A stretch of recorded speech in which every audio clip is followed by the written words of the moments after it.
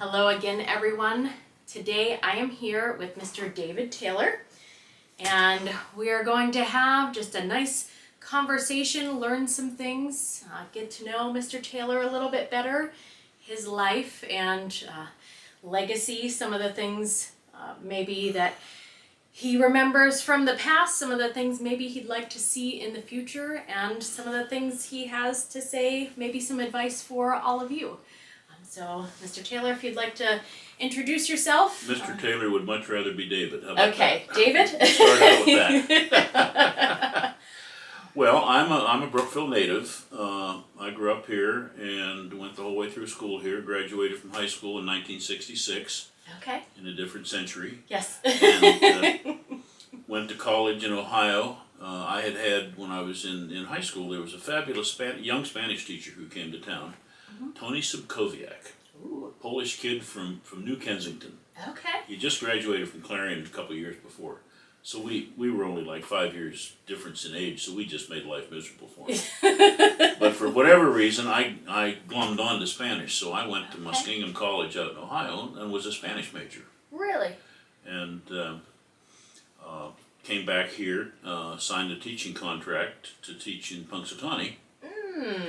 And I signed a teaching contract in April of 1970, I was still a senior. And in May of 1970, sitting in a bar in Cambridge, Ohio, Nixon abolished teacher deferments. Oh. And so I registered as a conscientious objector during Vietnam. Okay. And so I was teaching in Punxsy, and I told my superintendent, I said, hey, my draft number, and any of my generation remember our draft number. Mine was 138. Okay. And I said, my number could come up anytime. Do you want me to even start? And he said, oh, we want you here. So I started teaching, and then the number was called. So I taught 6 weeks. Okay. And went to Ohio and worked in a hospital for 2 years as alternative service. Okay.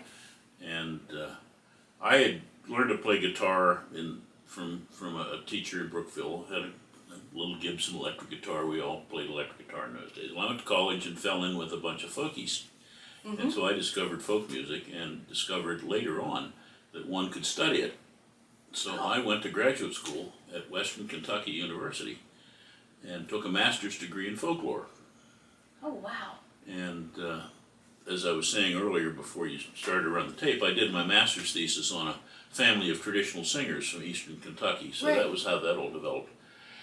And so while I was, I finished my master's in 1977, and as one does when one gets a master's degree, you send resumes out to anybody who will breathe. And I sent mine to the State Historic Preservation Office in Columbus, Ohio, because I had lived around there before. Yeah.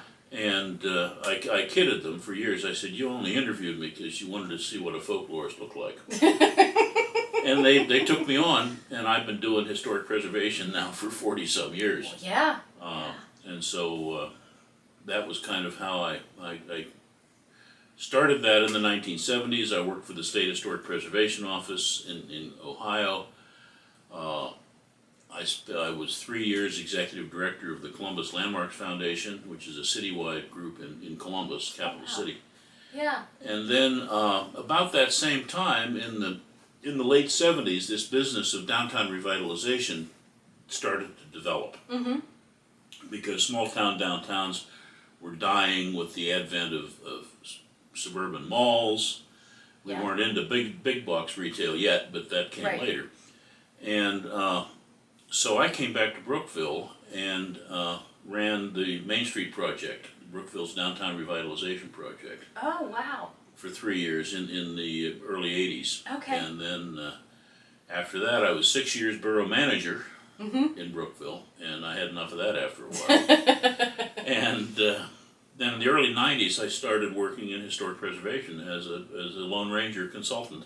Oh, wow. And I've been doing that ever since. Yeah. Are you hooked up with the Historical Society? I'm on the board. Okay. Yeah, and well, right now I have 2 projects in Missouri, 1 in Kentucky, 3 in Connecticut. So oh my. I travel. Okay. How did you get hooked up with all of? Well, every state of course, nowadays with Trump, one never knows what this funding is going to do. Right. Every state in 1966, I'll back up, 1966, there was the National Historic Preservation Act of 1966. It was part of Lyndon Johnson's Great Society. Okay. And it was set up largely because of two major federal projects that changed the face of urban America. The interstate highway system, which they kind of drew a straight line no matter what they went through and said build it here. Yes. And urban renewal, Okay. which went into towns and tore down properties that were deemed irreparable, many of which were old. And so in 1966 they passed this National Historic Preservation Act that set up historic preservation as a federal policy. And every state was required to have a state historic preservation office, Okay. and they could receive funding every year from the National Park Service. That could then, and it wasn't tax money, it was interesting, it wasn't tax money, it was money that was received from the leases for offshore drilling outfits. It was kind of like taking natural resource money and applying it to historic resources. Yes. And so every state gets a grant every year. And so when I got into this business in the 90s, I knew enough about the system that I started contacting these state preservation offices around, in this region. And I knew kind of what their grant schedule was, so I would prospect every year. Okay. Send me a list of your new grantees. Yeah. And so then I would contact them. And, Okay. That's how I do what I do. That is really interesting. And it is interesting, and everyone's different. Yeah. I work primarily working in doing historic resource surveys and inventories to identify historic properties in various types of communities, whether it's a town, a county, a township, a neighborhood, a downtown. Right. And then also I do a lot of writing of National Register historic designation documents for individual properties, neighborhoods, downtowns, things like that. And so I'm doing a project in Columbia, Missouri, which is where the University of Missouri is. Okay. I'm doing a historic preservation plan for the city of Columbia. Oh, wow. And so it's interesting. Everyone's different, and Yeah. some of them are big projects. Some of them are small projects. One of my favorites, and I use this example all the time, I was hired by the Preservation Alliance of West Virginia to do a National Register nomination for a Black Baptist church down by Beckley, out in the middle of nowhere. Okay. And it was in a coal camp. Coal camps were coal miners and owners built houses. Right. Miners' houses. Well, there was one in Tams, West Virginia, built by this man. His name was William Tams. It was founded about 1910. Okay. And in the 20s, he built he financed the construction of a church, a Baptist church, for the black miners. Okay. And in the 50s, the coal mine played out, so he sold all the houses off. They were moved away. Oh, wow. And the coal camp went away, but the only thing left in this town was this New Salem Baptist Church. Okay. And so I was hired by the Preservation Alliance to do a National Register nomination for it. So I went down the first. It was just an interesting project. It was one I knew I was going to lose money on. Okay. Because it takes 4 hours to get to Beckley. Okay. Yeah. So I went down for an interview, and I'm not sure if I interviewed or if I was hired before I went down. Anyway, I went down the first time I went down. You'll like this. Okay. I went down and met with several members of the church, and it's a church that it meets like 3 times a year. Okay. Because people have moved away. Right.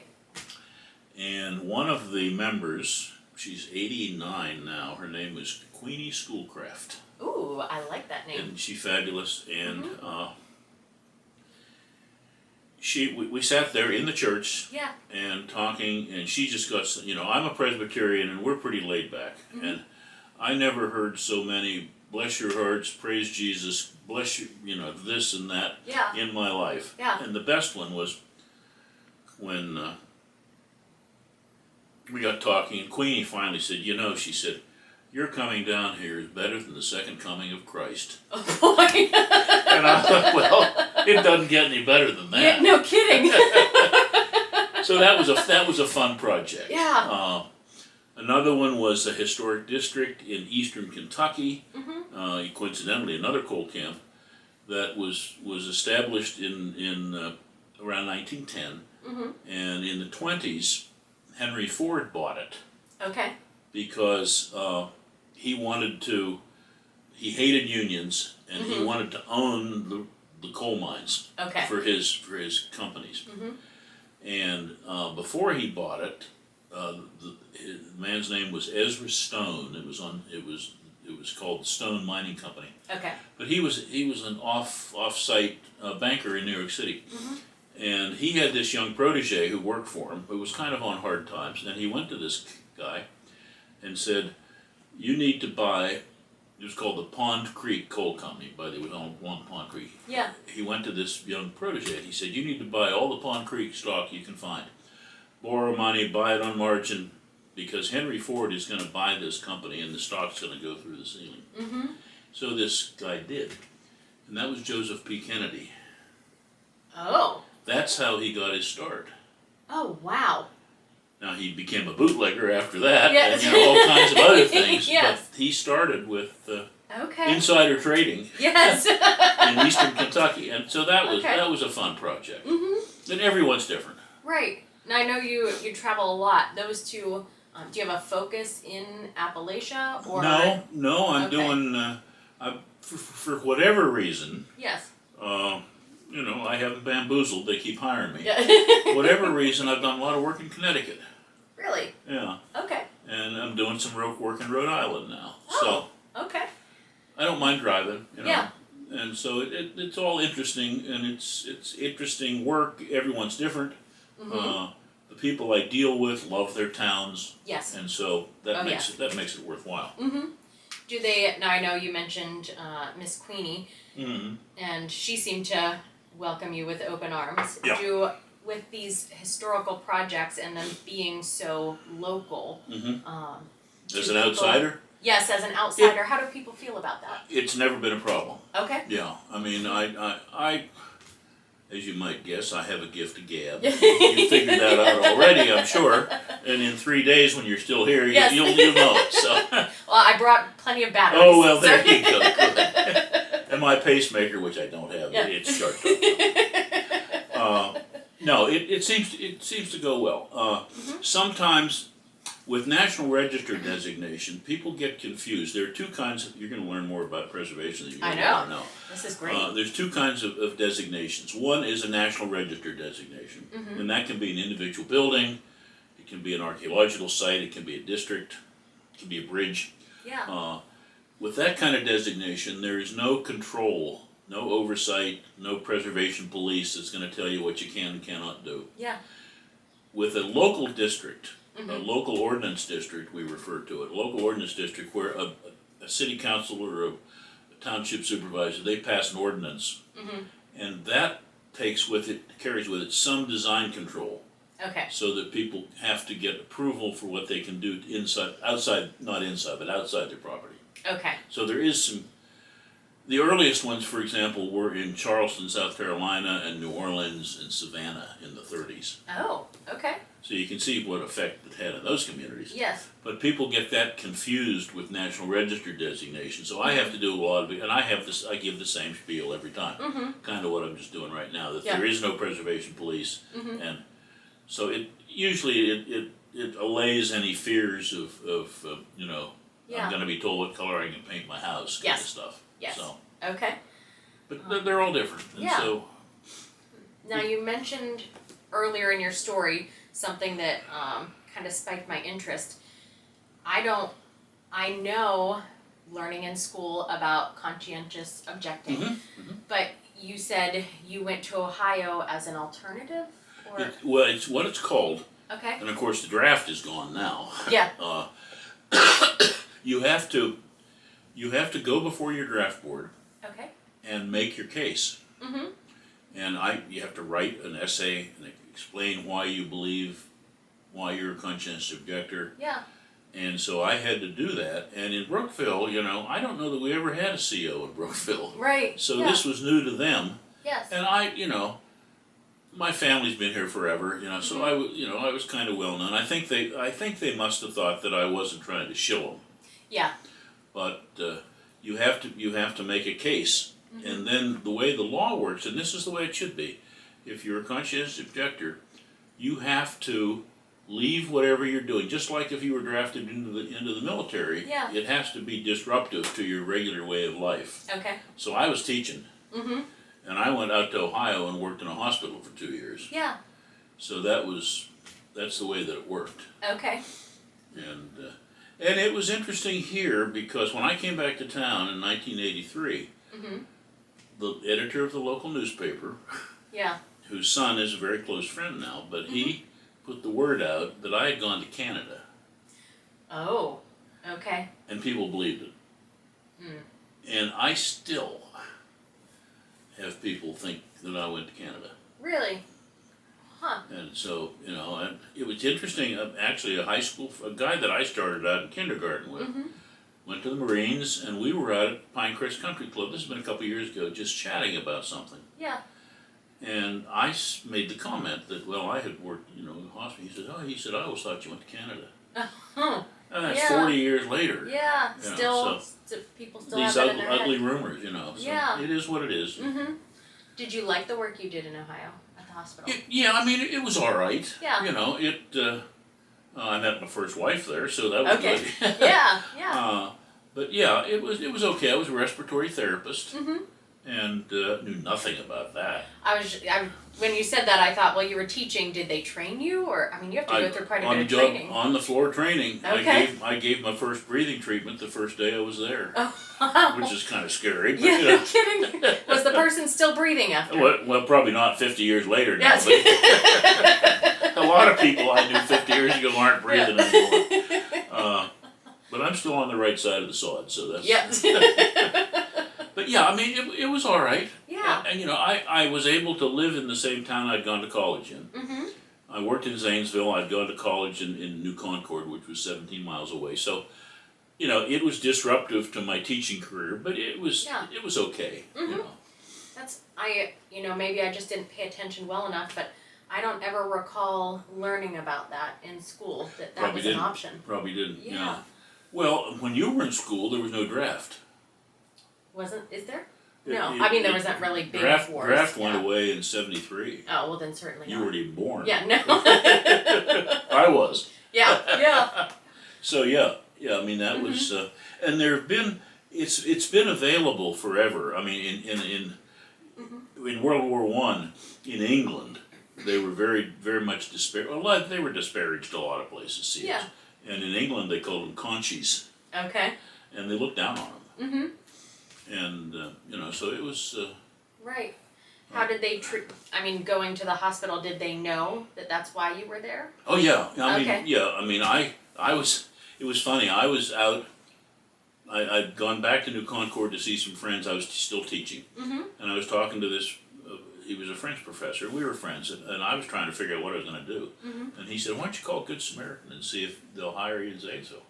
So I called, and I got to the head, the Sister Mary Victima was the administrator, and Okay. she said, "Sure, we'll find something for you." So. Okay. Great. So that was kind of the way it worked. Huh. That is really interesting. I wonder how many more people have similar stories that have never really talked about Well, it. I don't know of any around here. Oh, yeah. But I mean, there were conscientious objectors. I know that there were people I went to college with who were COs. Right. And because Vietnam was a different era. Right. Yeah. Those of us who had our beliefs thought that the war was wrong. We didn't belong there in the first place. And now, of course, 50 years later, we found out we were lied to the whole time. I was going to say now our eyes are being opened. Absolutely, to what was. yeah. I mean, we were lied to by our president, by the generals, So it was. Right. I mean, I suppose it's gratifying to those of us who thought it was wrong that we were right, but still, I mean, Right. it ruined a whole generation. Oh yeah, No most question certainly. about it. I mean, you see, my uncle I was very close with passed away about 10 years ago from amyloidosis from Agent Orange Yep. exposure. Yep. And how many countless other people have. Oh, and sorts of I know things. friends who got into drugs over there. Oh and, yeah. and they're still recovering. Mm-hmm. Yeah. And so it was. At that time, PTSD. There was no We real didn't mental know health. about it. Yes. It used to be shell shock, but that's what it was. Right. Yeah. Oh, sure. Yeah. Mhm. So. Even now, I think it's getting a little bit better, but people take the one good thing, or one of the good things about being a woman. I think mental health and emotions and those sorts of things are acceptable, but for men, Yeah. mental health isn't taken Back in the day, seriously. yeah, sure. Especially well, back look at John then. Fetterman. Mhm. I mean, he's the problems he's had with depression and stuff, clinical Mhm. depression. It happens. Right. It doesn't draw any boundary between sexes. Yeah, no kidding. Yeah. Between anything, really. Between, Right. yeah, that's for sure. Yeah. It's not, like you said, it's not nice to see that eyes are being opened now, because the things that we're seeing aren't nice, but it is nice to see that more information is becoming Yeah. available. Yeah, sure. Yeah, definitely. Yeah. But it was interesting times. Mhm. I remember Kent State. Okay. I was a senior in high school when the shootings at Kent State, or senior in college, in May of 1970 when the shootings at Kent State happened. Okay. And those were war protesters that were shot by the National four dead in Ohio, like the song says, shot by the National Guard. Mm-hmm. And how did that? Now you said you were in college at that time. Do you remember how that affected life on campus at that time? Well, it was late in my senior year, so I mean we were all horrified. Yeah. So I graduated within a month of that, so Right. it certainly affected us who were there. Right. Now, I know this is a little bit of a off subject here, but I'll do that quite a bit. Me too. Excellent. We're just gonna zigzag all We're over gonna the place. get along just fine. Yes. You mentioned it was your senior year and that you were teaching. Did they do student teaching Oh yeah. when you were doing I that? I Okay. student taught. Where did you do your student I student teaching? taught in Coshocton, Ohio, which was about 20 miles north of New Concord. Okay. And I got my first car the summer before that because I knew I was going to Yes. need a car. I was working at a church camp. I was working at Camp Lutherland, which was a Lutheran church camp down around Butler. Okay. And I knew I needed a car to student teach. And my folks found, this would have been in somewhere in 1969. My folks found a 1963 fire engine red Plymouth Sport Fury. Oh wow. Black interior, 4-speed Hurst on the floor, $600. Oh my. And so I drove that for several years after that. I wish I'd kept it. Yes. No kidding. Did yeah, the kids think you were cool driving that in? Oh, absolutely. Yeah. Of course, I thought I was cool too. So. I mean, you had to drive that car. You had to be kind of cool. Oh, absolutely. And if people didn't know him, I told them how cool I was. And I rode in the first Corvette in Brookville. No way. In 1953. Really? My dad's childhood friend his name was Toady. His first name was Burl. Toady Fulton. Okay. And he had a car. He built the building down here where Brookville Chevrolet used to be, the town antique store. Across, Yes. Yeah. Yep. He built that building in the 1930s. Okay. And so in 1953, he was in partnership with a Buick dealer up in St. Mary's. Mm-hmm. And they got a vet.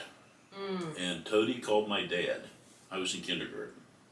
Okay. Toady called my dad and said, "Would Davy like to come to St. Mary's and ride home in a Corvette?"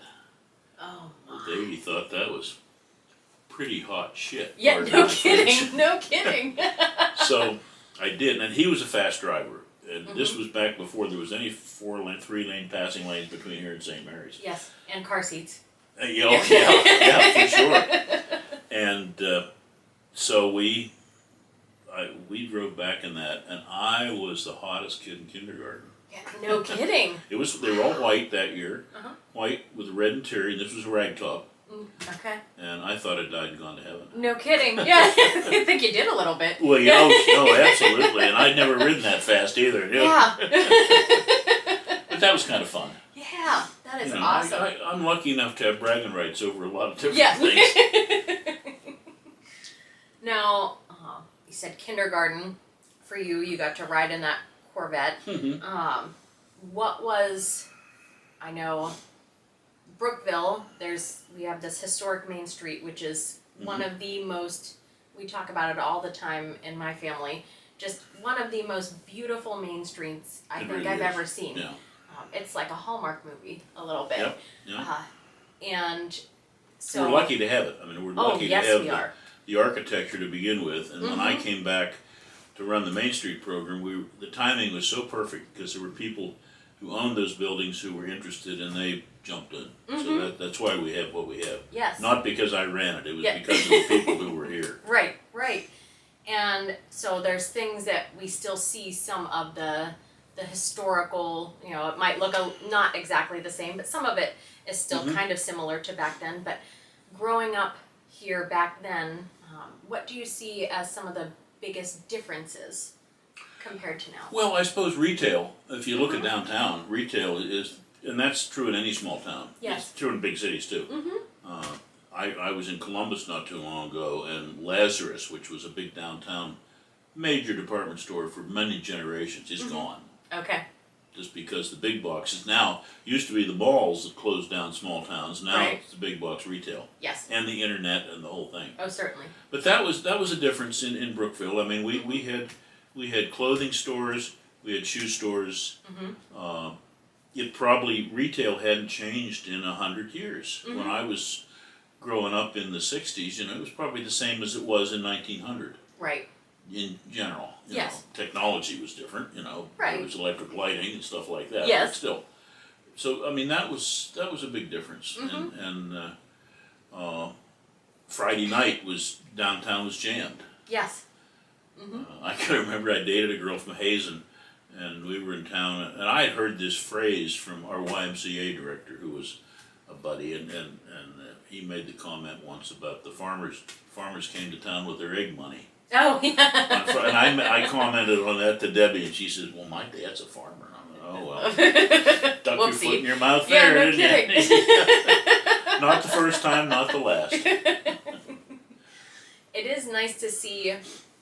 I think there is a kind of a growing movement for local businesses and for people who, I know there's still a lot of Amazon shopping, and Oh, sure. I'm guilty of that myself We're sometimes. not going to change that. Right. But there's a big movement in shopping local, and like most of the clothing that I get is secondhand or vintage. That Pink Flamingo is my favorite store. Sure. On this planet, probably. Well, and Sam is my landlord. He owns Oh, this building, so yes. I know Sam and Adriana. Yep. And there's Fusion Cafe. They have all sorts of, they have the cafe with the coffee, and that's fantastic, but they have different classes and different things to get people involved. And they're in a building that my great-grandfather built. No kidding. Yeah. So can you talk a little bit then, too, about your family's involvement in this town? Well, I'll tell you a little bit. Yes. My family, my dad's family came here in 1832. Okay. Brookville was founded in 1830. Okay. So 1830. This is my great-grandfather. In 1861, in the Civil War, he wrote on the back of the original, that's a print that I made, it says something, read on the back. Okay. Arlington, Virginia. Yeah, Alexander, 1861. Yeah, on the back of it, he wrote in his own writing, W.H. Gray, Arlington, Virginia, 1861. Oh, wow. Isn't that fun? Yeah, so you have his original handwriting on that. I have, yeah, it's a little card, Yeah. little picture about that big, yeah. That's yeah. fantastic. When I was You going still through have my that. three-ring notebook that says family on it, I saw the original that I had copied to make that print Yes. from. I'm gonna Oh yeah. take a picture of that. And so I he can was include that. he ended up he was in the Civil War, fought at Gettysburg. He came back to Brookville, of course. That's his wife over there is an old lady. Okay. And either beside her or above her is a younger guy, and that's the same man as a young guy. But and here he is. Oh yeah, I can there he is. I see There it. he is as an old man. Oh, look at that mustache. That's fantastic. Yeah. When he died the last day of 1939. No and way. He was the last Jefferson County Civil War vet, Oh wow. which was kind of fun. Yeah. And interestingly, on that same topic, Yeah. the Sons of Union Veterans is going around the country, and they're erecting little monuments on the graves in each county, on the graves of the last Civil War vet to die in that county. Really? And they just put one up at Grandpa Gray's, Okay. at his, beside his tombstone up at the cemetery. And which cemetery is he buried Brookville. at? Okay. The big one. And Yeah. they're coming back here in June to dedicate it, so Oh wow. that's going to be fun. Yes. Would it be okay if if I went and found that and took a picture? Oh, of it? absolutely. Okay. Yeah, Wonderful. I'll tell you in general how to find it. Sure. Okay. And if you want to show up I'll tell Yes. you the date and time. You're Okay. welcome to show up for that. That would be perfect. I would love Yeah, that. remind me before we. Yes. we could get farther afield here. Yes. Yeah, what are you doing for breakfast? You got time to watch? Well, I might. Yes. But anyhow, the family's been here. This is my great grandma, probably taken in the 1870s. Mm-hmm. And the old lady over there, that is she. Okay. So is that his wife? That's his wife, yeah. Okay. Yeah. So I see where your musical talent came Well, from. I'm adopted, so I don't have, Okay. but I came here at 8 days of age. Okay. Then Yeah. I claim them, so that's, Yep. And so. and she taught music and Yeah. and played piano, and so that was, I think that's a great picture. I wish I had the guitar. Oh my gosh, can you imagine? I love this hat. Isn't that something? Yeah. Yeah, all the ribbons on that and her sleeves. Oh my goodness, Probably amazing. 1870, I imagine, around that. She was born they were born on the same day in 1841. no Isn't kidding. that wild? So they only had to have one birthday party? Only had that one. And they were married on their birthday. So, I mean, crazy stuff. Oh wow, And that that is one, cool. They sound like a cool couple. And she lived into her 90s. She died in the early 30s, and he died in 39. But they were here the whole time. Now, do you know back then, you said he was the last Civil War veteran in the area. In Jefferson County. Yes. Did they have a historical society back then? You know, it's funny. There was a man by the name of George Heber Okay. who, in the 1920s, and he and my grandpa, they were probably 20 years difference in age, but they were kind of colleagues. Okay. And he founded what was called the George Heber Historical Society. Okay. And my grandpa was part of that, or my great-grandpa was part of that in some fashion. I'm not sure what, but Yeah.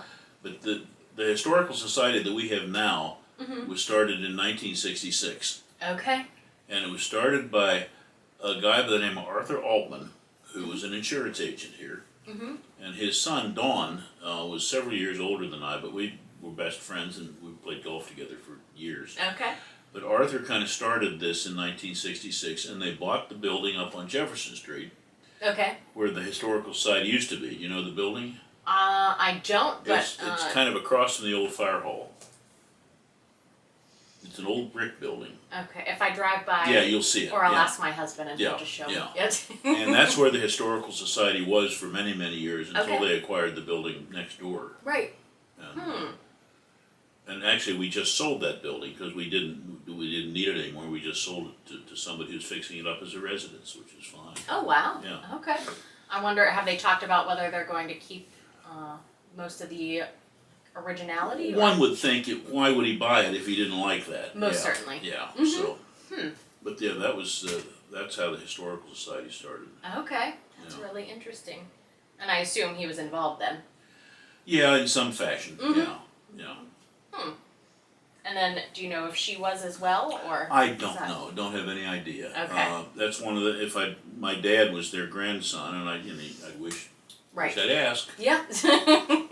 Everybody called him Grandpa Gray, and she was Granny Gray. Okay. So that was just.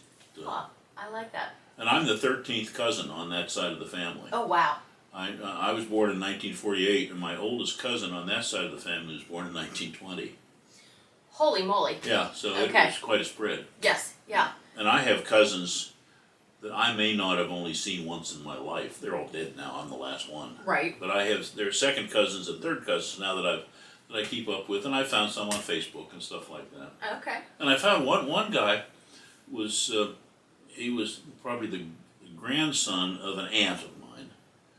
He lives in Florida, Okay. and we connected. And he sent me stuff that shows that we are all Mayflower descendants, Really? which I think is just cool as can be. Yeah, that is really And interesting. this John Howland, who was our ancestor, Mhm. was one of the signers of the Mayflower Compact.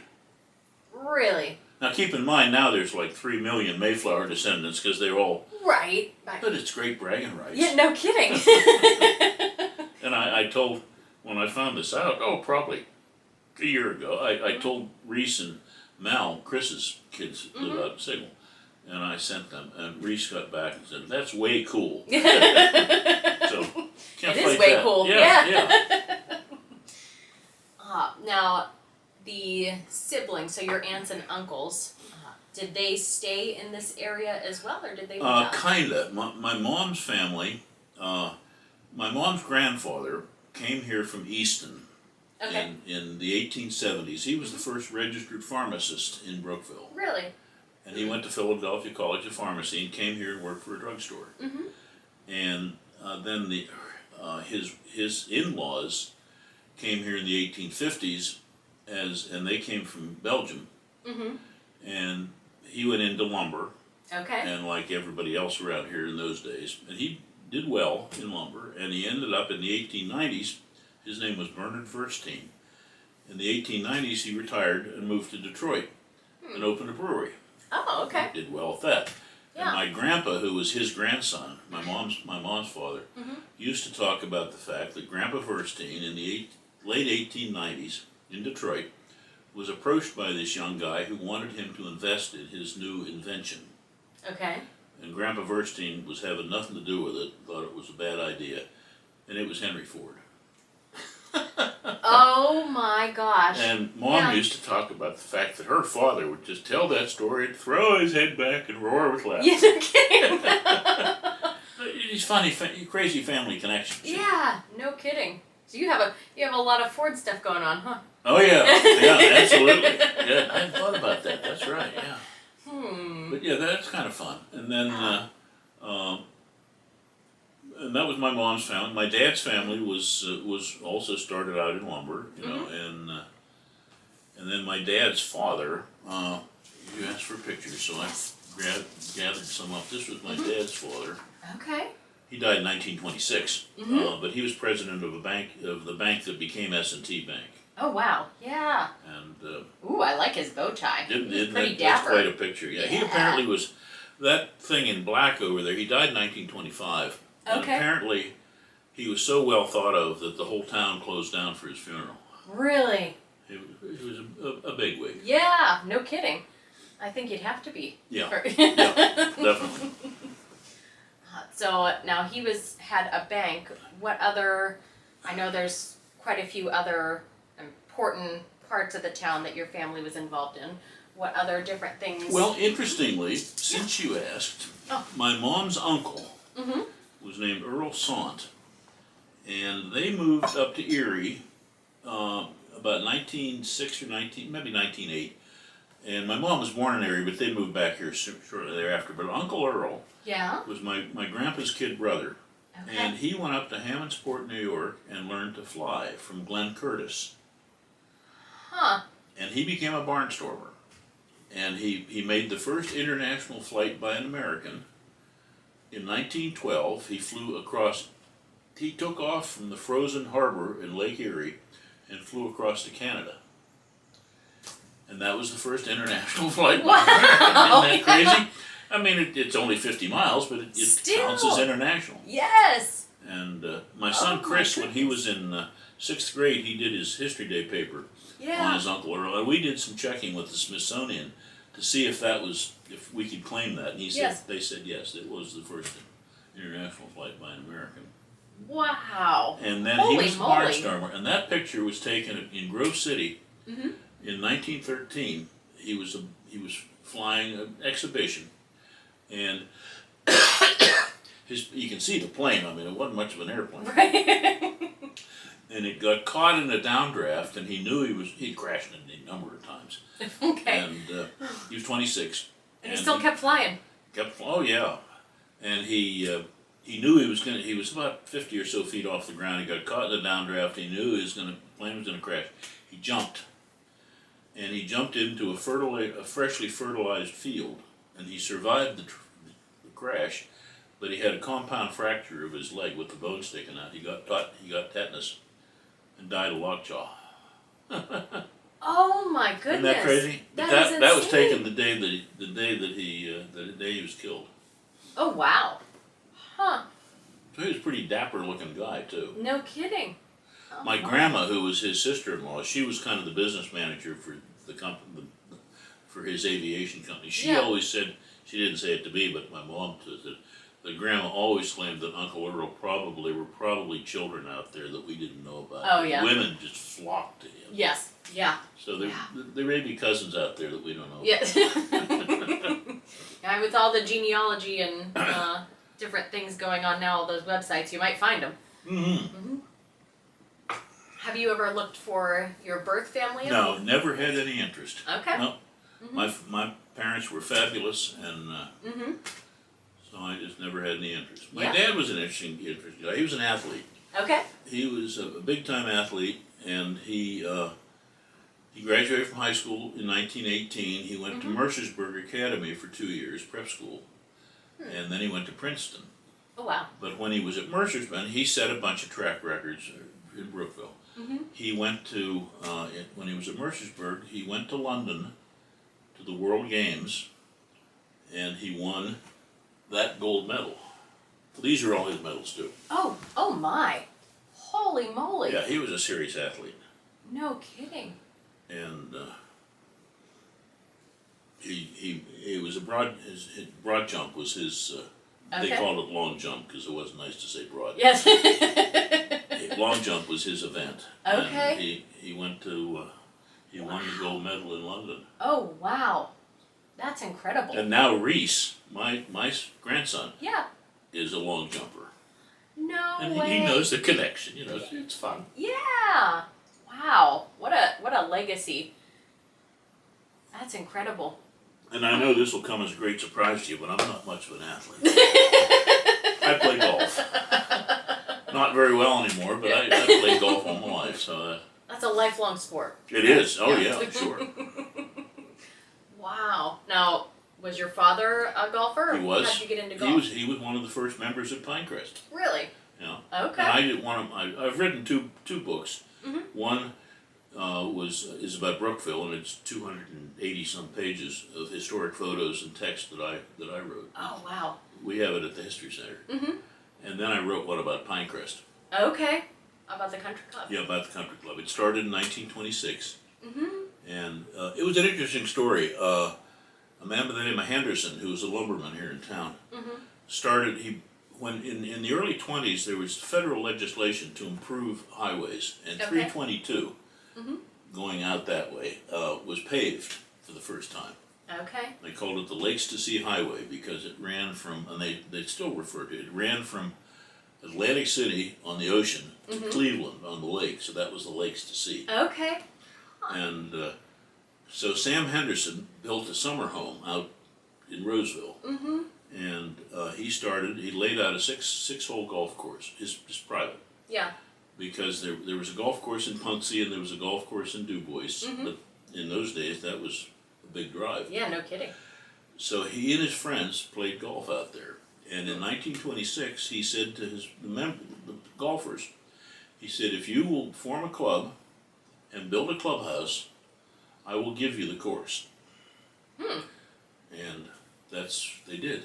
Oh wow. And the country club, I don't know, have you been out to Pinecrest, the country club out there? A long time ago. Yeah, Yes. well, Mhm. it's the building that was built in 1926. Oh, it's the original one. Original one. Oh yeah, wow. That's awesome. Yep. Huh. And we have a great kitchen there now, so you and your husband need to go out and have dinner sometime. Okay. Or lunch or yes, we had maybe like 10 years ago we had lunch out there once. But I am a big fan of food. There you go. Yes. Yeah, me too. So we just got new folks who run the bar and kitchen, and the food is good, and that, you know, the porch is great too in the summertime. yes. Well, we'll be out there then. Yeah. Now, speaking of food, were your parents very big cooks growing up, or? My mom's belief was men did not belong in the kitchen, Okay. so I never learned to cook. Okay. She was a really good cook. She had there were four daughters, and my grandpa, her father, started a gasoline distributorship Okay. in 1922. They started selling Pennzoil, Okay. and we did for 60 years after that. And my dad ran the company eventually, and I drove a gasoline truck in high school. Oh, wow. So, but he had said he committed to his daughters, and he quit school in the 6th grade. Oh, really? And my grandma, her father was a lumberman, Okay. and they had portable sawmills in those days that they moved around wherever the lumber was. Right. And so grandma was sent away to private school, Okay. several, one of which was in Canton, Ohio, and she went to Mrs. Saxon's private school, and Mrs. Saxon was President McKinley's mother-in-law. Oh. And so wow. she knew President McKinley back when before he was president. Yeah. Which was kind of fun. I know we have a picture that I found.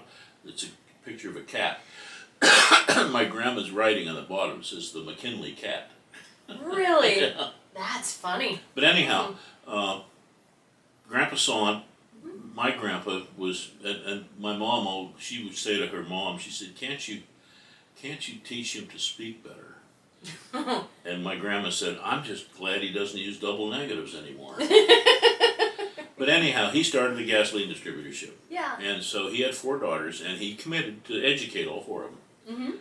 And my oldest aunt graduated in 1927 and had no interest in college. Okay. So he sent her to France to cooking school. So she became quite a No chef. kidding.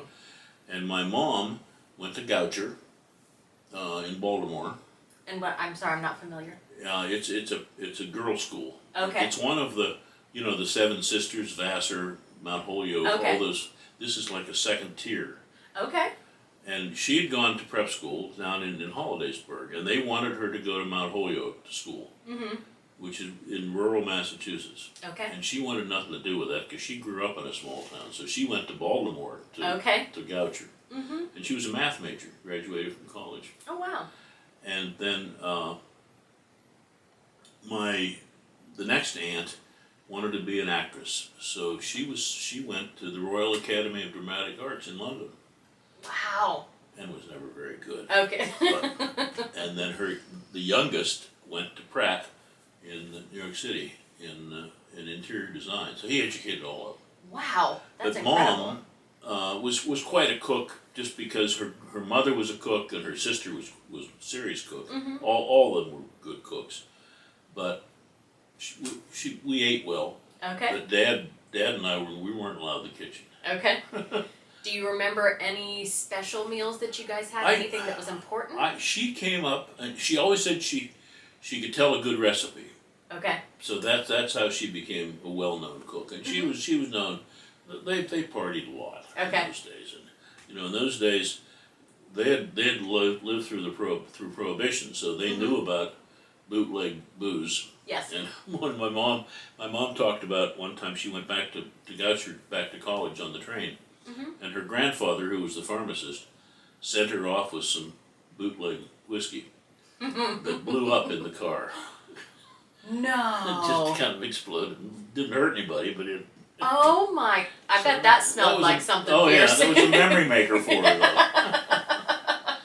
But she had a recipe that she found someplace for spaghetti sauce. Okay. And I remember that, and it was delicious. And why I remember that, and crazy things you remember. She found it. It was made with a sauce called sauce Arturo. that apparently she could buy from the local store. Okay. And then it went away, and so she was never able to make that sauce anymore. Oh. But I remember that. Yeah. And she found a recipe for Cornish hens, little chickens, Cornish hens, Yeah. wrapped in clay. And it was an event because she would serve it, and she bought little hammers and painted them gold. And so you would sit around the table, and you had to break the clay with the hammers. Oh, wow. And it was my kids still talk about it. Yes. And I don't know I can't remember if one of the kids came up with this, but we in the family we called it chicken and the egg. So that was a memory maker, Yeah. And so it was fun. And she always liked food was an event for her. Yes. And she always said that, and before we knew anything about nutrition, she said that her mother always served interesting meals with different colors of food. Mm-hmm. And of course now we know that it was good nutritionally, but my grandma did it because it looked pretty. Yeah. Yeah. So I like that. It's got a double positive. absolutely. Yeah. Yeah. She was a good cook. Huh. Now that clay, did she buy something No, she to made form around it, or made did it. she form She that? made it. Oh wow! So she was an artist, a Rolled- potter, yeah, and a... yeah, and she rolled it out like cookie dough, Oh wow! and then wrapped it around this this Cornish hen. That's crazy. That Isn't is that pretty wild? awesome. I Yeah. love that. Oh yeah, it's fun. Yeah, I can't imagine the labor intensity to make that. Oh meal. yeah, oh absolutely. Well, I mean, if you bake, you'd make pie dough. Yeah. It was the same stuff, Yeah. but just the artistry of. And she'd make a little bow that went around the top. It was fun. Oh my. I wish I had pictures. Yeah. That would. Oh But my I know gosh. Chris and Sean. My kids still talk about chicken and the egg at Graham's. Have any of them ever tried to look it up and recreate it? No, I didn't even think about that. No. Wow. I'm just trying to picture it now. That's incredible. Yeah, I mean it was round, and, Yeah. Huh. it was fun. Yeah. Yeah. Do you know if she got the clay look? Because this is a pretty No, this was a clay-rich dough. resource around here. This was a dough, pie dough. Oh, it wasn't actually clay. No, it was pie dough. Oh, okay. I was picturing that she. Yeah, no, it was she roll out the. I've seen her make it. You roll out the pie dough like she was making Yeah. a pie crust. Okay, and then you crack the dough with a hammer. And you'd bake it and it became hard. Okay. And you'd. Huh. And I can't remember if it was wrapped in aluminum foil inside or not, but I don't think so. She also had something that we all referred to as aluminum foils, but it was meat, sometimes beef, sometimes chicken, and it was put in aluminum foil with potato and a tomato and baked, Oh. Okay. and then you'd cut it open and Yeah. eat it that way. And I don't know where she came up with that recipe, but Ah, that's like the steamers or something that you do on a grill or on a campfire. Exactly. I love Yeah, that. yeah. Yeah. Now with the clay, the egg, did you guys eat the crust as well? No. Did you? Okay. It wasn't. Okay. It wasn't sweet or edible. It was just. Okay. And we probably tried it. Oh, that's awesome. I love that. And now, did your aunt... The grandma that went away to college. Yeah. She painted that. Oh, my. That was the mascot, and I don't know to which school it was, but its name was Pike. Okay. It was a donkey, and so she would have painted that. She was born in the 1870s, so that was probably painted in the 1890s. Wow. The immense amount of talent and gifts that your family was bestowed. Well, it's fun. It's fun. Yeah. And I had one of my mom's cousins became a watercolorist, and those got several of her Oh, wow. paintings. That's unbelievable.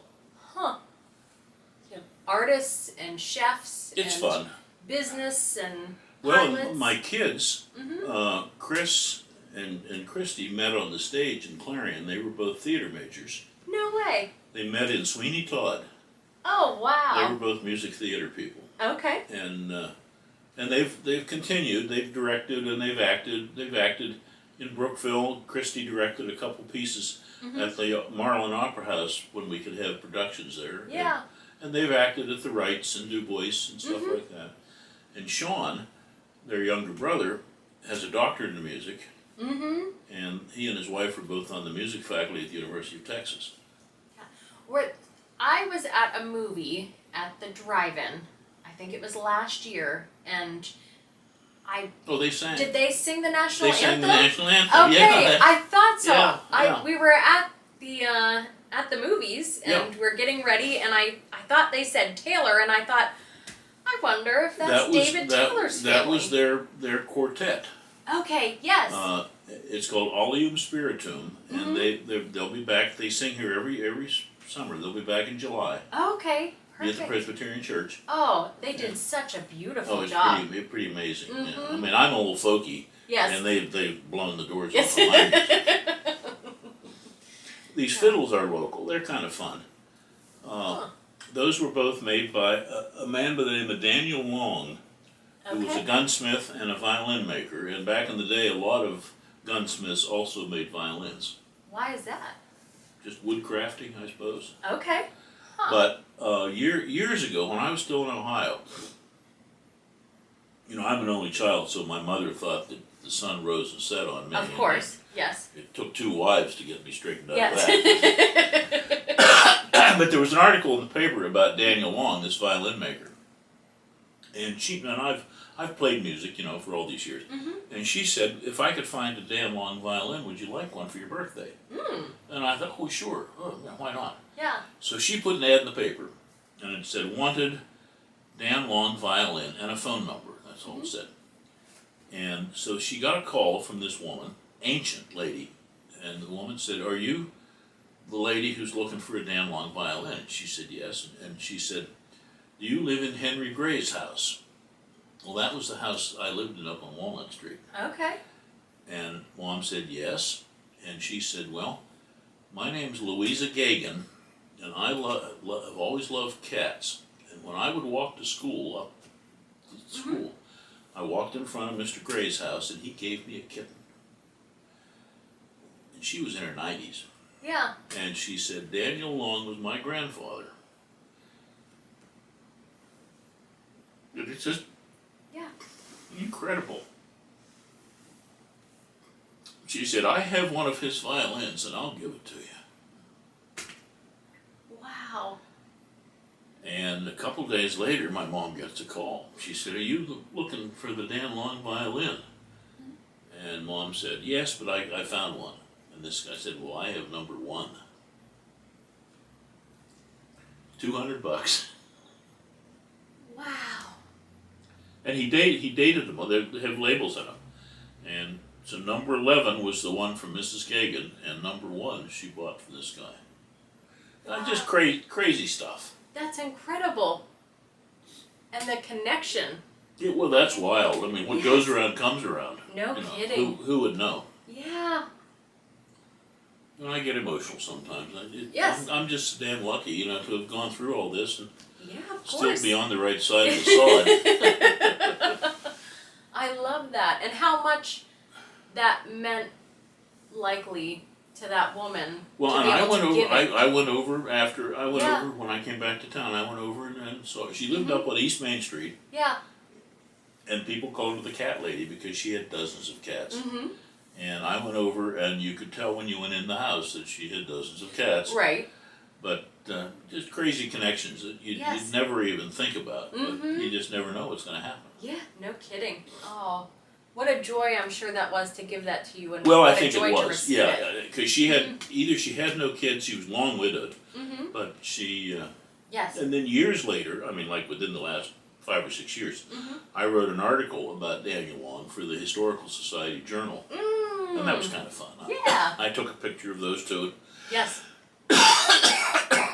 And you just never know, Yeah, that's amazing. And of course, in a small town, I've said to people, be careful who you slander because you might be related to them. Right. Oh, that's just incredible. Now, you lived in in town your whole life, right? Well, I was away. I went to college in 1966, and then I came back in 1983. Okay. I lived in Ohio most of that time, and a year in Kentucky in grad school. Okay. Now, growing up, living in town, I know things are a bit different than living in more of a rural area. So I imagine, but I'm assuming here, so I'll just ask you, when you were growing up, did you have all of the amenities that, like refrigeration, electricity, indoor plumbing? Yeah, Okay. always, yeah. And I was luckier than most because we were not wealthy, but we were well off. Yeah. And so I didn't want for anything. And, my folks thought I was the greatest thing since sliced bread, so Yes. it doesn't get any better than that. Of course, yes, an only son. And an only child, yeah, yes. absolutely. Yep. Now, what nationality were your parents? What nationality? Scots-Irish. Okay. Yeah. Okay. Well, my mom's family, the one guy came from Belgium, so it was German and Scots-Irish. Okay. Not real interesting. And I think it's all pretty that interesting. was something about Brookville. We never had ethnicities here. Brockway and Punxsy had people who, there was a Polish club and stuff like that. We had Irish who came here to work on the railroad. Right. And that was pretty much it. Okay. I know my grandma is 100% Italian. My grandfather was Polish and Dutch, but I'm thinking about only sons, and Italian women love men. They love men. My grandmother had sons, and then she only has granddaughters. So, and she loves us, and she's my best friend. I love her to death, but I'm the oldest granddaughter, so I would imagine I'd be the favorite. I am not. My husband is. Oh, well. He is the first man. He's got bragging rights. Oh yes, yeah, yes, sure. Yep. And he has some Italian in him on his mother's side as well. Yeah. So I was wondering. That gets him in the door. Oh yes. As an only son, if you had been Jewish or Greek or Italian, could have been a problem. Yes. Well, we never had much of a Jewish population here. There was, before my time, the Weisses were here, and they had a store that eventually was bought by a couple of Jewish brothers from Vandergrift, became Rubens, and it was down on Main Street where King's Crunch is. Yeah. Yep. That whole all three storefronts were Rubens. Oh, okay. But we never had much of a Jewish population here. The Greenbergs came here. Steve and Dina Greenberg came in the early 70s, and they became good friends. But we just never had much of an ethnic population of any kind. Right. Yeah. It is nice now. I'll say that's another. I think there's a lot of things that I see in today's world that are not maybe problematic, but one of the things that I see that I like better now compared to even when I was younger, 20, 30 years ago, and before then, is there's a bigger diversity of people everywhere you go. That's something that I was always sorry about Brookville. We never had much of a diversity. We had, the only black folks we had here were people who worked at the cemetery, which is sad. Okay. They dug graves. And I had a friend of mine, Steve Plato, was in my class, and the kids were not nice to him. It's just... Right. And it always, I never heard the N-word growing up, ever. Just never. Right. Until I saw him hanging around with some of my buddies, and they were just not nice to him. And I know one time, he lived down at the foot of Barnett Street in a house that's now gone. And I was walking up there, and he was out in his yard, and I stopped, and we were shooting basketball in his yard. And his mom would like to come in for cookies, so I went in, and she later told my mom that that's the only time that any of Steve's classmates were ever even in the house. Really? Which I think is just a shame. No kidding. Yeah. And it was interesting. I know when his dad died, I went out to the cemetery. Of course. And he was there, and I hadn't seen him in a long time. So I saw his mom, and we were chatting, and I was out at the golf course 2 or 3 days later, and one of my dad's generation guys came up to me, and thinking he was being funny, he said, "I suppose you were at Toby Plato's funeral?" And I said, "Yeah, I was." Yeah. And he said, "Oh, man." And I didn't go. Yeah. But I thought of that. No you know. kidding. Yeah. Oh, But, he would have deserved it. Yeah, Yeah. absolutely. Yeah. But and that's too bad. I mean, Yes. it was. We just didn't have that kind of diversity around. Mm-hmm. Yeah. I know when my kids were little, Mm-hmm. we started to use Alice Harris as a babysitter. Okay. Her husband Doc, D-O-C-K, Mhm. he worked for the post office department, but he also was a gravedigger, and they lived up at the cemetery. Mhm. And we started to use Alice as a babysitter, and she was fabulous. Yeah. And other families did too. Finally, after Mhm. that, but. Yeah. And so it was, I was glad that my kids, could grow up and be with Yeah. different people. Mm-hmm. Certainly. I know my, she's my best friend, so I'll probably bring her up several times as we talk. My grandma worked Mhm. as, in cancer research. She was a biologist, Oh wow! and she has lots of stories about, women weren't in science back in Oh her day. sure, yeah. She is 87 this year. She just turned 87 Oh, wow. a few weeks ago. But working for the Roswell Cancer Institute. She Oh, worked there okay. for 50 years. And Wow. she said that's one of the biggest benefits, I think, of her life, because there were so many doctors came from all over the world. Where did she train? You know, She went to, you mean like in college? school. Yeah. Niagara University. Oh, She's okay. from Niagara Falls. Oh okay. She graduated high school and she told her parents she was going to college. Good for her. Yes, and they were very supportive. Mm-hmm. I don't think they weren't very rich, so I don't think they could support her financially. Yeah. But actually, Emotionally, they yes, supported her. Yeah. most definitely. Now that I'm saying that, I'm taking that back, because I believe her mother worked her whole life because her first husband was killed in an accident. She had a young daughter to care for. She was a widow way back Yeah, then. sure. And so that was a very early 1900s. So she worked, and this was right around the Depression, actually. So she had to work several jobs. Mm-hmm. And then she met my who would be my great-grandfather, and my grandmother said she continued to work, and she was a bottle washer to help pay for some of my grandmother's Oh, college, good I for her, believe. yeah. So, Well, it's Yeah. interesting. Women back in the day were not scientists, except we had women. The Gordon family was a family here. The early progenitor for the Gordon family lived up on Walnut Street. I don't know if you know where Jack and Megan Matson lived. You know where I lived? yes.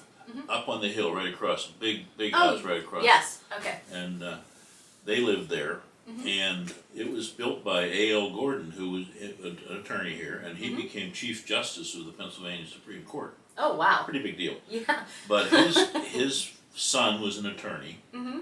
and he had kids who were attorneys, Mm-hmm. and also, they were all Yaleys. They went to Yale. Oh, okay. But their daughter, Sophie, was born, I think maybe in 1899. She was a couple years older than my dad was born in 1901, so he was an older parent. Yeah. But Sophie graduated from high school, and she went to Brown Oh, wow. and became a scientist Good for her. in the 20s. And Yeah. she got a master's in biology, and she microbiology, and she developed wheat germ. No. And Wow. that's a pretty big deal. I'd say so. Yeah. Yeah. I remember she used to come back. Her dad died in the 20s, but her mom lived well into her 90s probably. And I can remember Mrs. Gordon growing up. She was about 5 feet tall, very nice. And she and my grandma, who lived up on Church Street, they were friends. But I can remember Sophie came back to visit her grandma in the 50s and 60s, or visit her mother. And she played golf at Pinecrest, and I caddied for her a time or two. Oh, no kidding. But crazy connections. Yeah. But she was one that I wish I had known enough about to interview, Right. Yeah. because that's pretty special. No kidding. Wow. Now, I would wonder, did she eat a lot of wheat germ then? Well, she lived into her 90s. Yeah. so No she, kidding. she took better care. I hated wheat. My mother got into it. There was a book written by a woman named Adele Davis. It was a cookbook. And it was called, why the hell I remember this? It was called Let's Eat Right to Keep Fit. Okay. And my mom had it, and it talked about wheat germ. And my mom, it was a horrible stuff. I mean, that's what. Hence my physique. They asked me to do a talk at the Chamber of Commerce annual banquet a couple weeks ago about Brookville. Yeah. And I said, okay, now listen, if you take, for God's sakes, don't take a profile. Yeah. And they didn't, so there's a nice picture. Oh, that's great. But Sophie was, that was an interesting connection. Yeah, no kidding. There was a little booklet written, and I have it someplace, about, it was done by the AAUW, the local American Association of University Women, Yeah. about women in Brookville. And it's an interesting read. I'm sure they have it at the History Center. Okay. But my grandma saw it, my mom's mother, was the first woman school board president in Pennsylvania. Really? In the 30s. Wow. She always claimed that the men elected her president because in those days the president couldn't vote. Ah, yeah. Method to their madness. No kidding. Yeah. Did she face a lot of, I mean, I'm sure she faced a lot of discrimination for that, but did she talk about any? I don't remember. I mean, she died in the 60s. They were both born in the 1870s, so Yeah. they died in the 60s, early 60s. So I remember them, but I wasn't old enough to be smart enough to ask them anything. Right. Yes. Yeah. In those days, life centers around you. Well, sure. Yeah. You know, another interesting Brookville guy. You know who Will Rogers was? The cowboy? Well, yeah, he was a cowboy. Okay. And a humorist and a writer. Okay. There was a guy from Brookville. His name was Sam Scribner. Okay. And he was born in the 1850s. He ran away from home and joined the circus. Okay. And then he went to New York and started his own circus. That was eventually bought by Barnum and Bailey. Okay. So, a pretty big deal. Well, he became a theater impresario in New York. He had a theater, and he became George M. Cohan's first manager. Now, Cohan wrote, he was a lyric, you know the name? Yes. Yankee Doodle Dandy and Your Grand Old Flag. Yes. He was George M. Cohan's first manager. Wow. And he discovered Will Rogers. No way. And I know it's in my Brookville book, but Will Rogers sent him, before an opening in New York, he sent him a telegram, and he said, Sam Scribner, I'll come tonight. He said, I'll take tickets, I'll sweep the floor, anything for you, Sam Scribner. Wow. Crazy stuff. No kidding. Huh. When in the early 1930s, they had an educational day. They had those every year. And Charles Lindbergh's mother came to Brookville. And she laid a wreath on my great uncle's grave up at the cemetery, the aviator. Yeah. And Sam Scribner, there's a picture of her, and Sam Scribner had come in this monstrous Packard convertible, and he was chauffeuring her around in it. Oh, wow. Wish I had that car. No kidding. Yeah. But he died probably in the early 40s. Okay. You know that game, the 6 Degrees of Kevin Bacon? Oh yeah, yeah. I bet that would be very easy to play with you. I think you'd only need 3 or 4 maybe. Well, I've said to people many times, I said I'm a font of useless information. Yes. But I enjoy it. So. Yes. Yeah. Before the battery died, I had asked, did your grandparents and parents ever talk about what life was like growing up for them? Not really, because Okay. my grandparents were, my grandpa died in 1950. My mom's dad died in 1955, and my dad's father died in 1925. So Right. Yeah. But I remember my mom saying, she was born in 1911. Talking about racial things, she said she remembered seeing a cross burn. Oh A my. Klan cross burn in Brookville.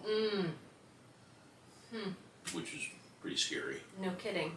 I remember when I was a kid, Short Pine Street. If you go up Walnut Street, and Pine goes out to the left, out toward ends up at Valley Street. Yes. It was concrete before it was paved, and I can remember as a kid, up where Cherry Street came down, in the concrete, there were brass KKK. Oh, and I didn't know what it was, and I asked my mom, and she probably told me about all that. Yes. But interesting. Ugh. Yeah. I can't. Yeah, you hope we've outgrown that kind of shit, but you never know. Right, right.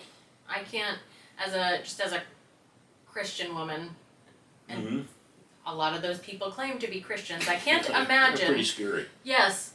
Thinking, well, Jesus was born in the Middle East, Africa type area. Yeah, he was a brown one. Yes. Yeah. He was Jewish. Yep. I just can't imagine thinking, okay, God created all of the people on earth and you would not love them all? What? Yeah. Are you out of your mind? Yeah, well, yeah, Is your brain broken? The answer to that is yes. Yes. Yeah. Oh, I can't. I've been obviously kind of pale complected. You yourself also. Oh, yeah. Absolutely. Haven't had to face too much of that discrimination. No, but, no. And I think back to growing up when Steve Plato that I was talking about, we were friends, but I've always regretted not standing up and telling my buddies to get their shit together. Yeah, no kidding. Which I didn't, but when you were in elementary school, you don't do that. So. Of course, yeah. That's a little scary to stand up for somebody. Yeah, oh yeah. Especially when you'd be the only one doing it. Yeah, and I was outnumbered. Yeah, that's something else I think. I see a lot of my generation right now is raising children, the youth that are coming up now, and I see a lot of kind of the pendulum swinging too far in a lot of areas of how we are raising children, and I see a lot of problems with it. But can happen. Yes. Sure. One thing I really like seeing is parents empowering their children to stand up for other children, other people. I mean themselves, of course, too. But to not be afraid to say, "Hey, whoa, whoa, whoa!" Yeah, like, exactly. That's not cool. Not okay. Yep. I like to see that. For sure. Should be more of that. Yes. Yeah. Now, how about yourself? Seeing all the different generations and changes in how people have raised their children and who they have become, what is something that you see as a positive change occurring now? Well, I think, and I think for my kids in their generation, I mean, they never saw in our family any kind of discrimination, and I know that their kids. I mean, I have Sean and Diane in Texas have a 5-year-old, and in Sigel, Reese is 17 and Mallory is 14. They never saw any hint of discrimination, which is good. That's fantastic. Now, of course, some of their parents, friends, or if not friends, but some of their friends' parents, may not feel that way, even in this day and age. Right. But, certainly. I know there's a couple at Pinecrest, an interracial couple, which fortunately there's never anybody said anything nowadays. Right. So that's maybe we're growing. Yeah, I certainly think, in general, I think there's still problems with individual people. Sure. But I think as a whole, in society, we're growing in that way. Oh yeah. And maybe that's just my pale view on it because I don't have to deal with it. I don't know, but I do remember once sitting at Pinecrest down before there was a bar. People would bring their own liquor, and after golf we'd sit around and drink. And I quit drinking years ago, but I was sitting down there with them one time. Somebody said something about none used the N-word, and I just slammed my bottle down and I said, "There's no reason." And I felt good about it afterwards. Yes. And this guy said, and he was kind of apologetic. He said, "Well, that's the way I was raised." Yeah. And I at least felt good about doing it once. Right.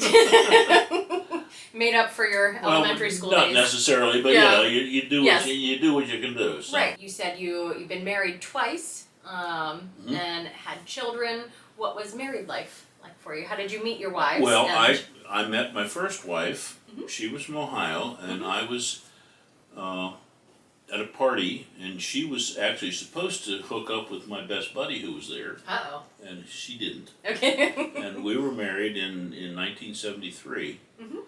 And how did your best buddy feel about that? well, he survived it. Okay. He was never he did still your marry. best buddy? He's since died, unfortunately. I mean, he was a guy that he came to Muskingum, and we'll get back to my wives. But he came to Muskingum as an older student out of Vietnam. He came there in '69.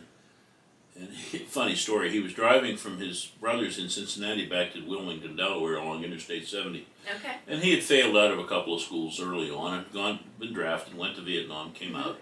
And he was driving along the interstate and saw this sign, Muskingum College, next right. And he thought, well, maybe they'll take me. So he drove, and they took him. So we became buddies, and he was a folkie, so we performed together.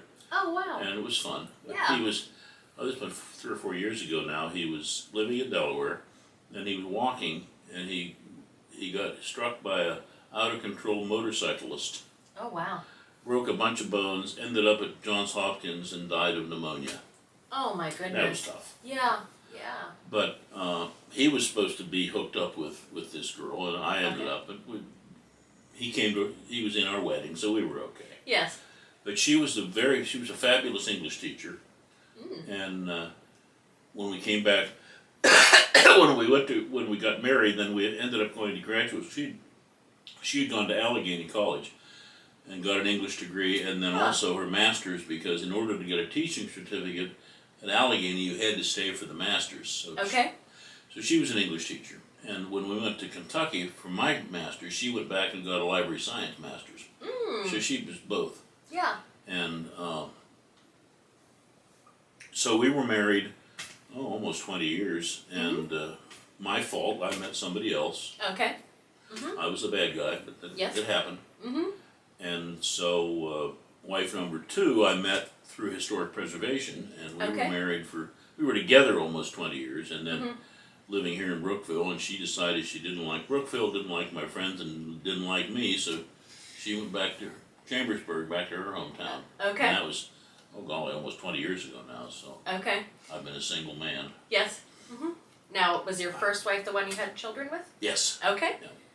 Yeah. And when we split, it was tough on the boys. Of course. And and it was rough, because Chris was in junior high and Sean was in elementary schools. It was terrible timing on my part. Yeah. But they got over. The kids are resilient, and we're very close now. So Yes. Yep. so it all worked out. Now, did they live with their mom after Oh that yeah, with you? yeah, Okay. in town. Yeah. And we went through the whole process, and I saw them on weekends and stuff like that. And did stuff with them, and Of course. never missed any of their performances and whatnot. Oh so, yeah. So I know one time we were down at my mom's, and my mom, I don't know if you remember the property, but there's a barn behind the house, and my mom did that barn over and lived in it. Oh wow. And we were down there, Yeah. the boys and I were down there, and Chris was saying something about the fact, she said something like, well, if you hadn't left us. Yes. And I said to them both, I said, I didn't leave you guys, I left your mom. And Yes. I think that kind of settled in. Okay. But, can't turn back the clock. No, just learn from the stuff you did. And I treated Linda, she didn't deserve the treatment I gave her. Yeah. It's life. Yeah, it is. And you learn. You look back and you think, how in the world? But you never know why you did what you did. This was not the first family that had split up with kids. So. No kidding. So. My parents were split up, and they split up before I even remember. I don't remember them ever being together. But for me, I guess it sort of worked out. I got actually 3 Christmases. Because, there you go. Yeah. Christmas with my mom, Christmas with my dad and grandma, and then Christmas with my mom's big family. So yeah. You cashed in. Yeah. It worked out for us. Yeah, sure. But speaking of that, what were holidays like for you growing up Oh, and they then were as a fun. married man? And Yeah, well, Christmas was a big deal when I was there. I mean, we always had a big tree in the front room. You know, yeah. it's a big house with 11-foot ceilings, so yes. it was a big tree, and I got more gifts than anybody deserved. Yes. You know, but I wasn't complaining. Yeah, no kidding. And so with the kids, it was the same thing. I mean, Christmas was a big deal, and birthdays were a big deal. Oh yeah.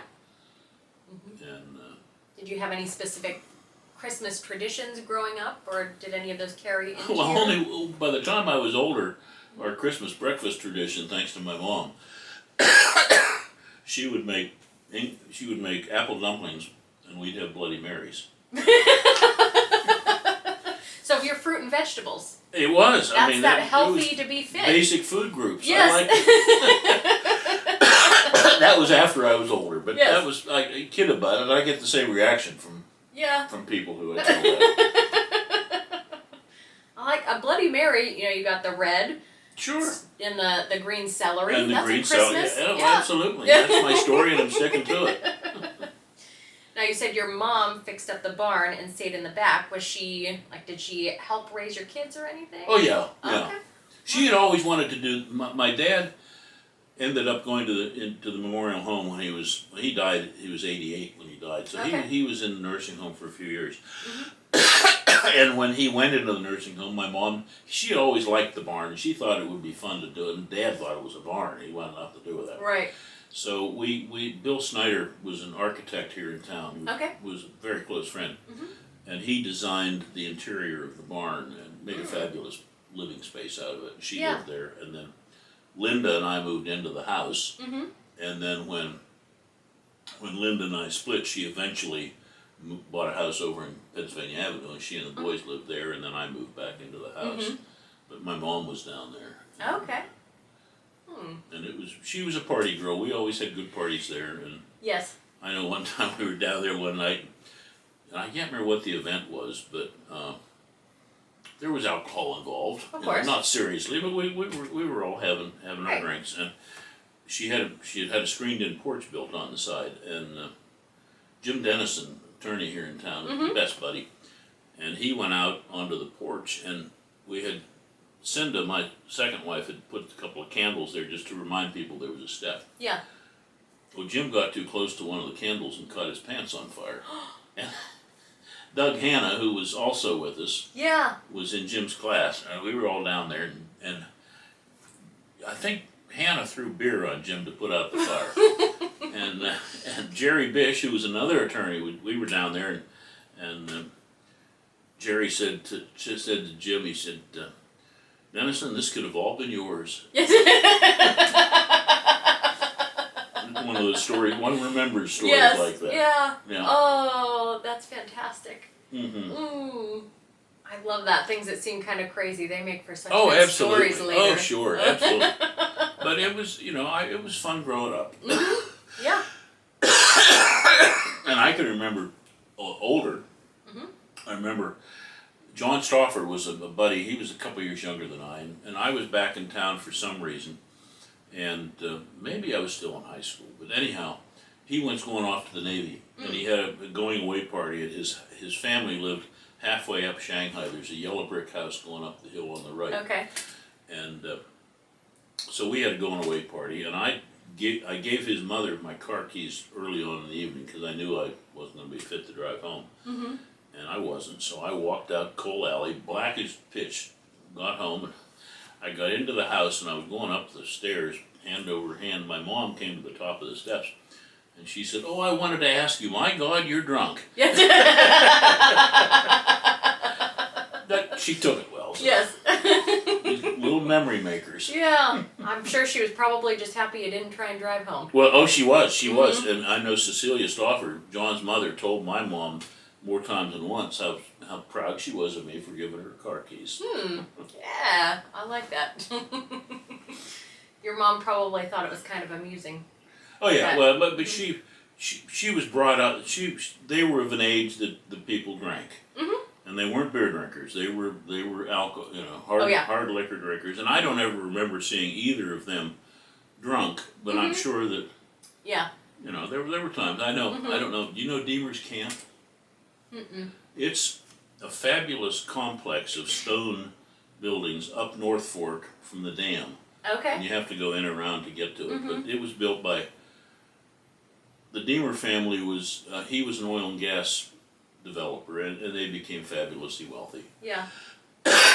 And my mom's aunt married his brother, so we were always kind of halfway aunt and uncle related. But I can remember hearing a story about a party up there, probably in the 50s, but a couple who were local celebrities in town, and Yeah. they started home, and they turned the wrong way out of camp and went up the wrong way up North Fork and got stuck, Oh. and they had to spend the night in the car. It was winter, they got stuck. Oh my gosh. Yeah. And Oh. their granddaughter now is Margie Dickey McKnight, who's a friend. And I've told her about the story about their grandparents. She'd never heard that story, but she thought it was great. Oh, and back then you didn't get the same kind of gas mileage to keep turning the car on Oh and my! off Oh no! to keep no, it warm. But back then, if you got caught, often the cops would take you home. Right. Too. So Yes. it was a whole different era. Oh, certainly. And I quit drinking 5 or 6 years ago because I was sitting here at home drinking by myself, and that was never good. So I quit. Mm-hmm. But Usually that's the indication. yeah, and I knew enough to do it. Mm-hmm. And I know I drove nights that I shouldn't have, but Right. knock on wood, I dodged bullets. Mm-hmm. And I don't think any of my friends ever got pulled over that I can remember. In those days, we all drank. Oh yeah. And in high school, we'd go out and sneak it. Yes. Yeah. Yeah. But that's the way it was. Oh yeah. I think that's probably still the way it is. It's just Imagine. Yeah. there's Yeah. it's a little more high risk now to get caught doing Oh yeah, something like that. definitely. Oh, standards are a little higher now. Yes, for sure. Now I know you had mentioned obviously the Vietnam War and Kent State. Those are pretty significant historical events. Is there any other historical events that really stand out to you that you remember being Well, I part of? remember where I was when Kennedy was shot. Okay, where I were was you? in high school. I was in physics class Mm. in high school, and the announcement came over the PA. It was like at 1 o'clock in the afternoon, and the announcement came over the PA that President Kennedy had been shot in Dallas. And Right. they left it on, and we sat there and listened to it the whole way. And I remember that. Yeah. Do you remember the reactions of your friends or when you came home with your parents? I remember my mom was crushed. My mom was a lifelong Democrat, Okay. and I was reared that way. I was a Democrat all my life, and actually she was in Goucher in college when FDR was inaugurated in 1933, and she took the train from Baltimore down to D.C. to see him inaugurated. Oh, wow. And that was a big memory in her life. Yeah. Now, Dad was a Republican, not a serious Republican. He always said he was a Republican because his dad was, and he was a Presbyterian because his mother was. Okay. That was as deep as he got. Yeah. Yeah. But I can remember that she was very upset when Kennedy was shot, and I remember his aunt, this cousin who was the painter in Asheville, North Carolina. She lived in Asheville, North Carolina, and she talked about getting on an elevator that day with somebody who said, "Well, good for the nigger lover,"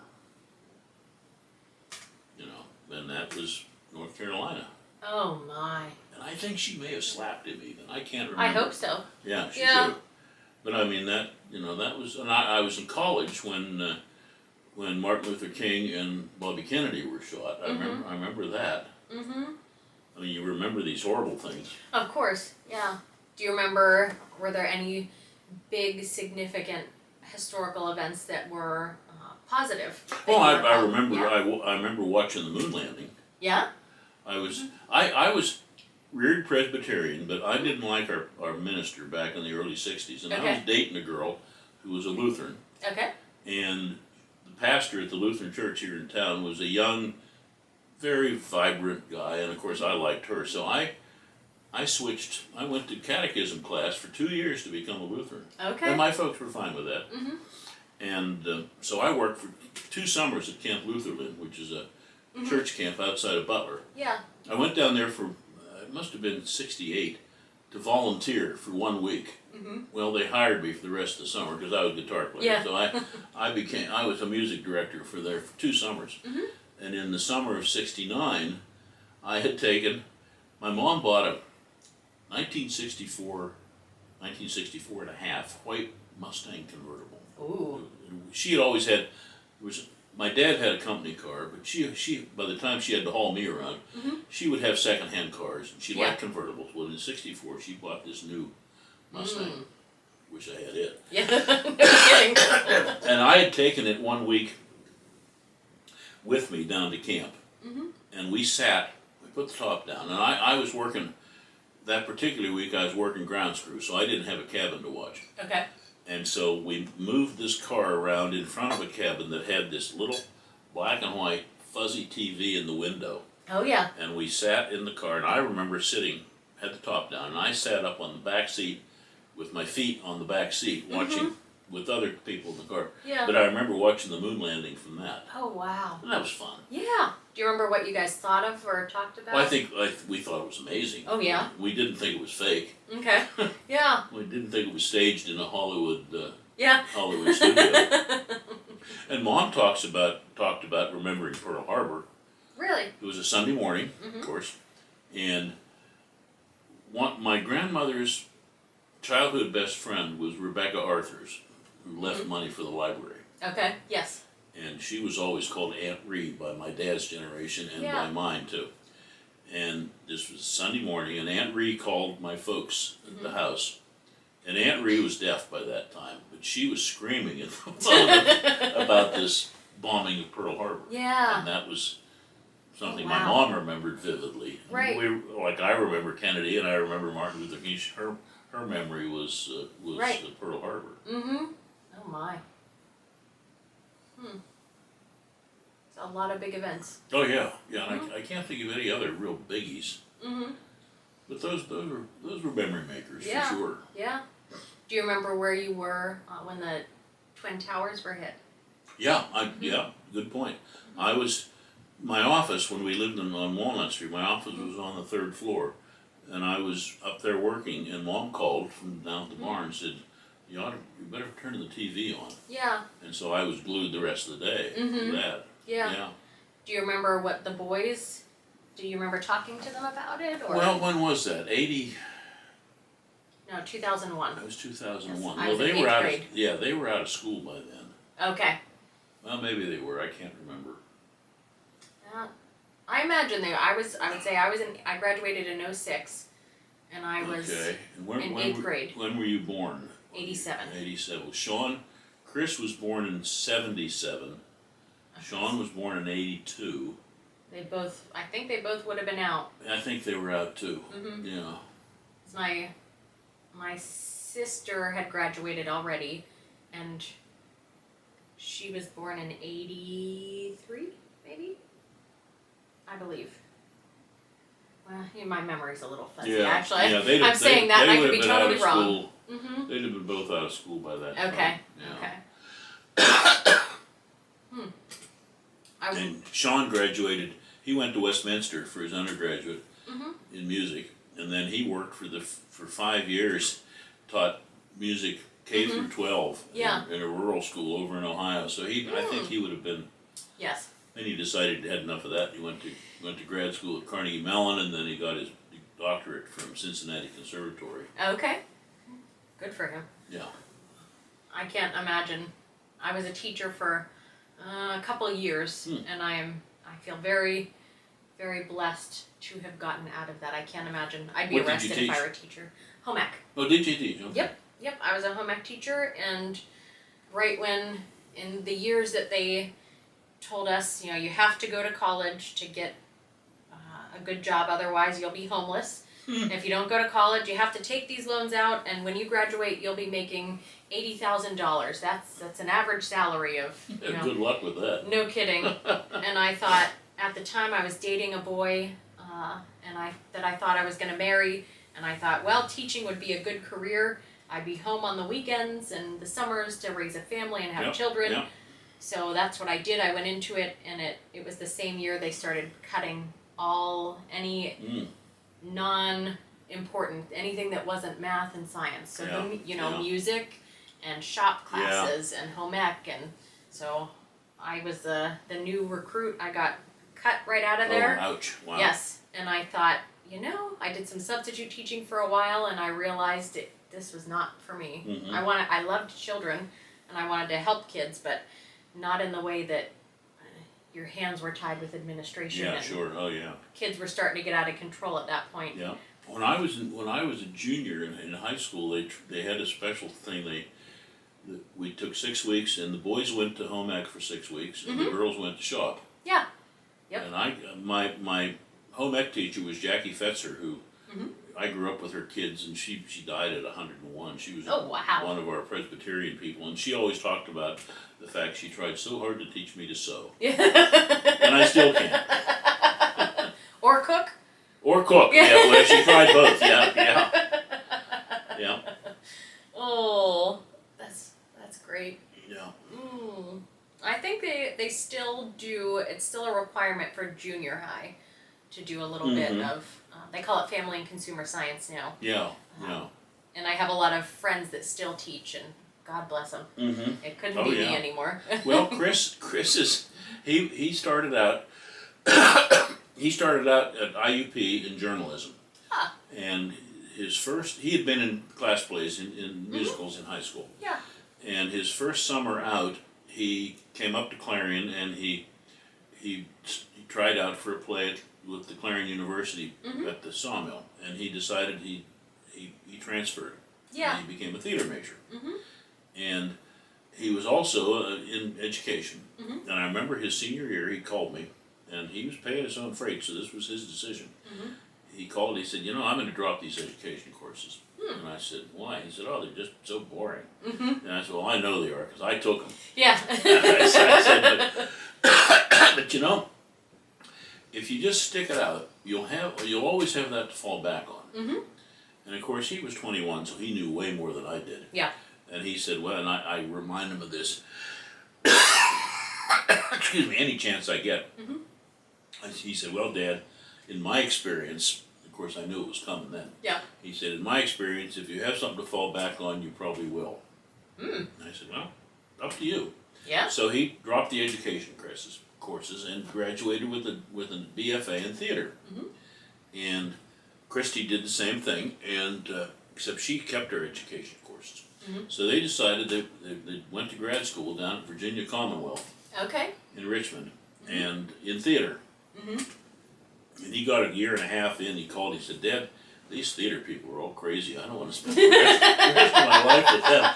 They moved back, and he spent a year as sports editor for the newspaper because he was a writer and he was a sports fan. And he went back to school at Clarion in education. Got his a second bachelor's in education. Yeah. He's been teaching in Du Bois. I think this is his 19th year. Oh, nice. Yeah. Yep. If only he would have fallen back on it before. Well, yeah. Oh, yeah. Well, when he went to Mayo a month ago for all this, he posted a picture in his classroom. All his students and all his colleagues had put cards up all over. It made me cry. Oh, but wonderful. Obviously, he's well loved. Oh, of course. Yeah. What a blessing to have that. He directs he hasn't directed any plays up there because there's been somebody there for years who did the theater. But he's the advisor for Mock Trial. Oh, yeah. And because he's an actor, Of course. Their academic challenge team, he's their advisor. They've gone to states a few times, so he's a teacher. Yes. Oh, yeah. I think that's in everybody there's a little bit of teacher in everybody, But we've all had people who shouldn't have been teachers. Oh, yes. Oh, yes. But I can remember my teaching contract in Punxsutawney. Of course, I lived at home, so I had more money than I knew what to do with. Yes. But my contract was $3,500. This was in 1970. Yes. So. Yep. And I suppose people could live off that. but I didn't have any expenses, so that Right. I was spoiled. Yes. Being the only child. Yep. And I had no college loans, anything like that. Oh yeah, that's helpful. Oh yeah, absolutely. I'm again very, very privileged and lucky that my husband pays our mortgage and most of our bills, so I can focus on paying other things off. I just this year finally paid off all my student loans. Good for you. But yes, Good for you. Thank you. It's a I forget, did I ask you, where did you go to school? IUP. Oh, did you go to IUP? Yep, Okay. yep. I went to Edinburgh for 1 year Ah, because I was afraid to leave home. Oh. And that boy that I had been dating, I didn't want to go oh, okay, straight yeah, too far. yeah, And then I determined I was going to go to be a home ec teacher, and that had to be at IUP. So oh, okay. I transferred to IUP, and that boy followed me, and Oh, so wow. we went together, and it was a But good didn't marry. education. No, Mm-hmm. no, we did You not. found somebody else. Yes, we dated for 10 years. Oh my gosh. Yes, yep. This is you and The first first one. yes, the first one. I okay, met him 10 in high years, wow. school. I don't harbor any ill will. He's a good man. Mhm, He that's has good, another yeah. family. I still am in touch with his parents and some of that's his good. family members. Feel very blessed that it did not work out Mhm. between us. And you have kids? No. You don't? Okay. Nope. My husband and I both have fertility issues, so Okay. we yeah. couldn't have any children. So not yet, at least. Yeah, We've talked about same thing. I said earlier. I feel callings to do what I'm supposed to do from God, so I just Mhm. follow what I'm supposed to do. And both of us right now, we don't yet feel called for adoption Mm-hmm. or fostering, but there's still a little part of me that's like, I think fostering is in my future. It just Yeah. isn't there yet. yeah. So. Yeah, my dad had fertility issues, which he didn't tell my mom when he went to get tested. Oh, And she okay. finally, she called, the doctor was a family doctor, family friend, and she called and she said, do we ever get any results? And he said, put Chuck on the phone. Yeah. So Dad fessed up. Yes. But I'm a great fan of adoption, obviously. Yes, obviously. It worked out very nicely Yep, for couldn't you. have worked out any better. Now, do you know anything about how the process worked back then? You know, I never really asked. I think, and I don't know if it was through the church or not. I just don't have any idea. Yeah. But I know that my folks, my dad was on the search committee when this pastor came right out of World War II. He'd been a chaplain. And so they became very close friends with the Ingersolls. And I know that, and the Ingersolls had kids, and my folks knew nothing about kids. But I know that when they went to Pittsburgh to get me, Ed and Alice Ingersoll went along. Okay. So I don't have any idea. And I never had any real interest. Yeah. You know. And I suppose nowadays what we know about genetics, I probably should have, but you know, I'm still around. So. Yes. I think you're. And I knew I was adopted early in, all my life. I don't know how that I was told, but Yeah. it never was an issue Okay. because they were my parents. Of course. I think I was just talking about this yesterday about family and, the idea of family. My husband was talking about, he's an only child also. And he has. So he's perfect. He absolutely perfect. The sun. Just ask him, Yes, he'll tell yes, rises and sets. you. No question yes. about it, yeah. My side of the family, his side of the family. I kind of think it rises and sets on him too, but. Well, good for you. Yeah. That's a good thing. He's a lucky puppy. How did He you is. guys meet?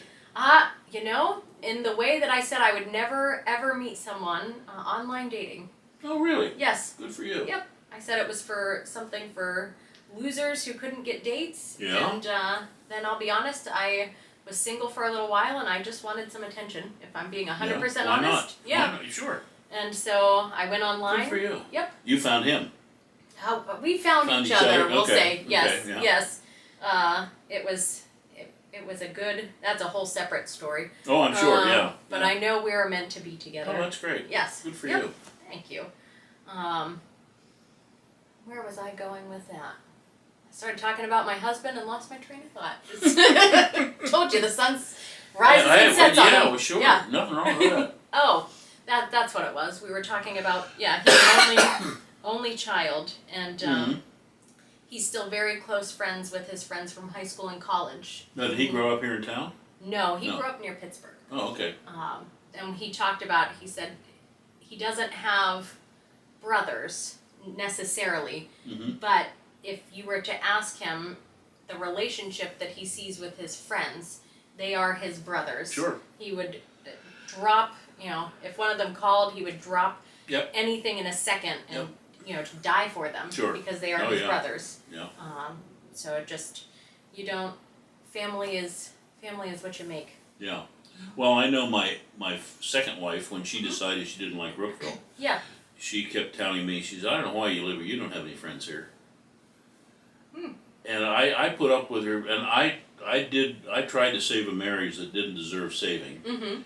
And that's why I had to declare bankruptcy, I lost the house, and I screwed up big time on that end. But, the minute she left, I had people calling me at the door, and I told them the story, and they said, how could you be so stupid? Yes. I don't know, there was something there. Yes, yeah. They let you know. Oh yeah, absolutely, yeah, for sure. Oh, now my attorney friend, Jim Dennison, said, if you ever marry again without my permission, I will shoot you myself. Now there's a brother. Oh, no question about it, yeah, for sure. That is for sure. Oh, that's great. Ooh. Now, you're a grandfather as well now. I am. 3 times. Ah, fantastic. I'm Gaga. Ooh. Because I think that Reese would have started that. I think before you could say, I didn't want to be Poppy or some of those. I wanted to be Grandpa because that's what my grandpa was Grandpa, and so I tried to be Grandpa. Well, he couldn't do Grandpa, but he got Gaga. Ooh. So now I'm Gaga to all 3 of them, and I'm Gaga to Chris and Christy too. Yes, so of course. I don't see enough Sean and Diane, but I'm probably Gaga to them too. Yeah. Which is all right. How do you see your role changing, or do you see any changes in yourself since becoming a grandparent? Not really, I guess. I do a lot of chauffeuring. Yes. Now, of course, Reese is 17 now, so he and Christy and Chris both have a car, and Christy flew out to Minnesota, so Reese has the car at home now, so I'm not doing as much transfer. But Mallory was in Pittsburgh yesterday with friends seeing Waitress at the show. Yes. And so I got a call from her, could I pick her up at the Y and take her home? So I'm still, and I love that. I'm happy to do that. I find a lot of good conversations are had in a car. Oh, no question about it. Yeah. And we drive out to Sigel, of course. And of course. I talked to her some years ago about crop rotation. Okay. And if you go out past Broadacres, you can see how some fields are plowed. And so I was giving her the Luther Burbank story about how he discovered crop rotation. And so, it's kind of fun. Yeah. That's going to be, someday people will interview your sons and your grandparent or your grandchildren, and they'll be talking about their grandfather and the things they learned from him. Well, one hopes. Yes. Well, I learned about crop rotation. Yeah. That's. And I play golf with Reese some, so that's fun. I bet some good conversations are had there as well. Oh yeah, absolutely. Yeah. Oh. And I go to all their anything they're in, of course. Of course. Yes. And I can't do it with Cecilia in Texas, but I always get pictures. Of course. Have you been able to travel out there at all? I haven't yet. But that's in the plans. Oh yes. They're here. We FaceTime. Oh yeah. And Cecilia will call me on FaceTime, but all she wants to do is call. She talks and then she goes away from the phone. Yes, so yes. I end up talking to the wall, but that's all right. Yep. How old is she? 5. Oh yeah. 5. Yep. Yeah. Oh, that's great. Are you said you do a lot of traveling. Is it more driving for you, or do you fly as well? No, the jobs I have, it's the money's not there to travel, to fly, so I drive. Yes. And I don't mind driving. I mean, when I go to, I guess the furthest away I've gone for a project is Joplin, Missouri, which is almost into Oklahoma. Yeah. And that's a 2-day drive. Yes. Mm-hmm. And even nowadays, if I'm driving up to Connecticut, I'm a little long in the tooth for a 6.5 hour drive, so Right. I'll go halfway. Mm-hmm. But I don't mind driving. Yeah. With your work with this historical preservation and everything, is there anything, I know you said 2 of your favorite projects you've worked on, is there anything that really stands out to you as unexpected or unexpected discoveries that you found in any of these projects? No, not really. Okay. I mean the one in the coal camp in Kentucky with the Henry Ford connection, that was kind of fun. Yes. I'm doing one now that I'm enjoying. I enjoy them all, but one of my before I came back to Brookville, I was in Ohio, and I was the executive director of the Columbus Landmarks Foundation. I think I mentioned that. Well, they got a grant and they hired me to do it. I'm doing a survey of AME, African Methodist Episcopal, AME churches and Black Baptist churches in Columbus. Oh, okay. And I was out there 2 or 3 weeks ago, and that was fun. I drove around. I did a public meeting that they were invited. People out there invited Black Baptist churches to it, and I told them the greatest thing since the second coming of Christ. Yes. They thought that was a great story. That kind of broke the ice. Yes. Now, these projects that you work on, are they expecting to get calls from people, or are they usually surprised? Sometimes they're surprised. I mean, when I go out and if I'm doing a survey of a neighborhood, I always send a press release out to get in the local paper so that people know that there might be somebody around with a camera. And often they'll have a public meeting ahead of time so that people can show up and find out. I've a couple. I remember one. I was doing a project in eastern West Virginia, and I always photograph from public rights of way. You don't go onto somebody's.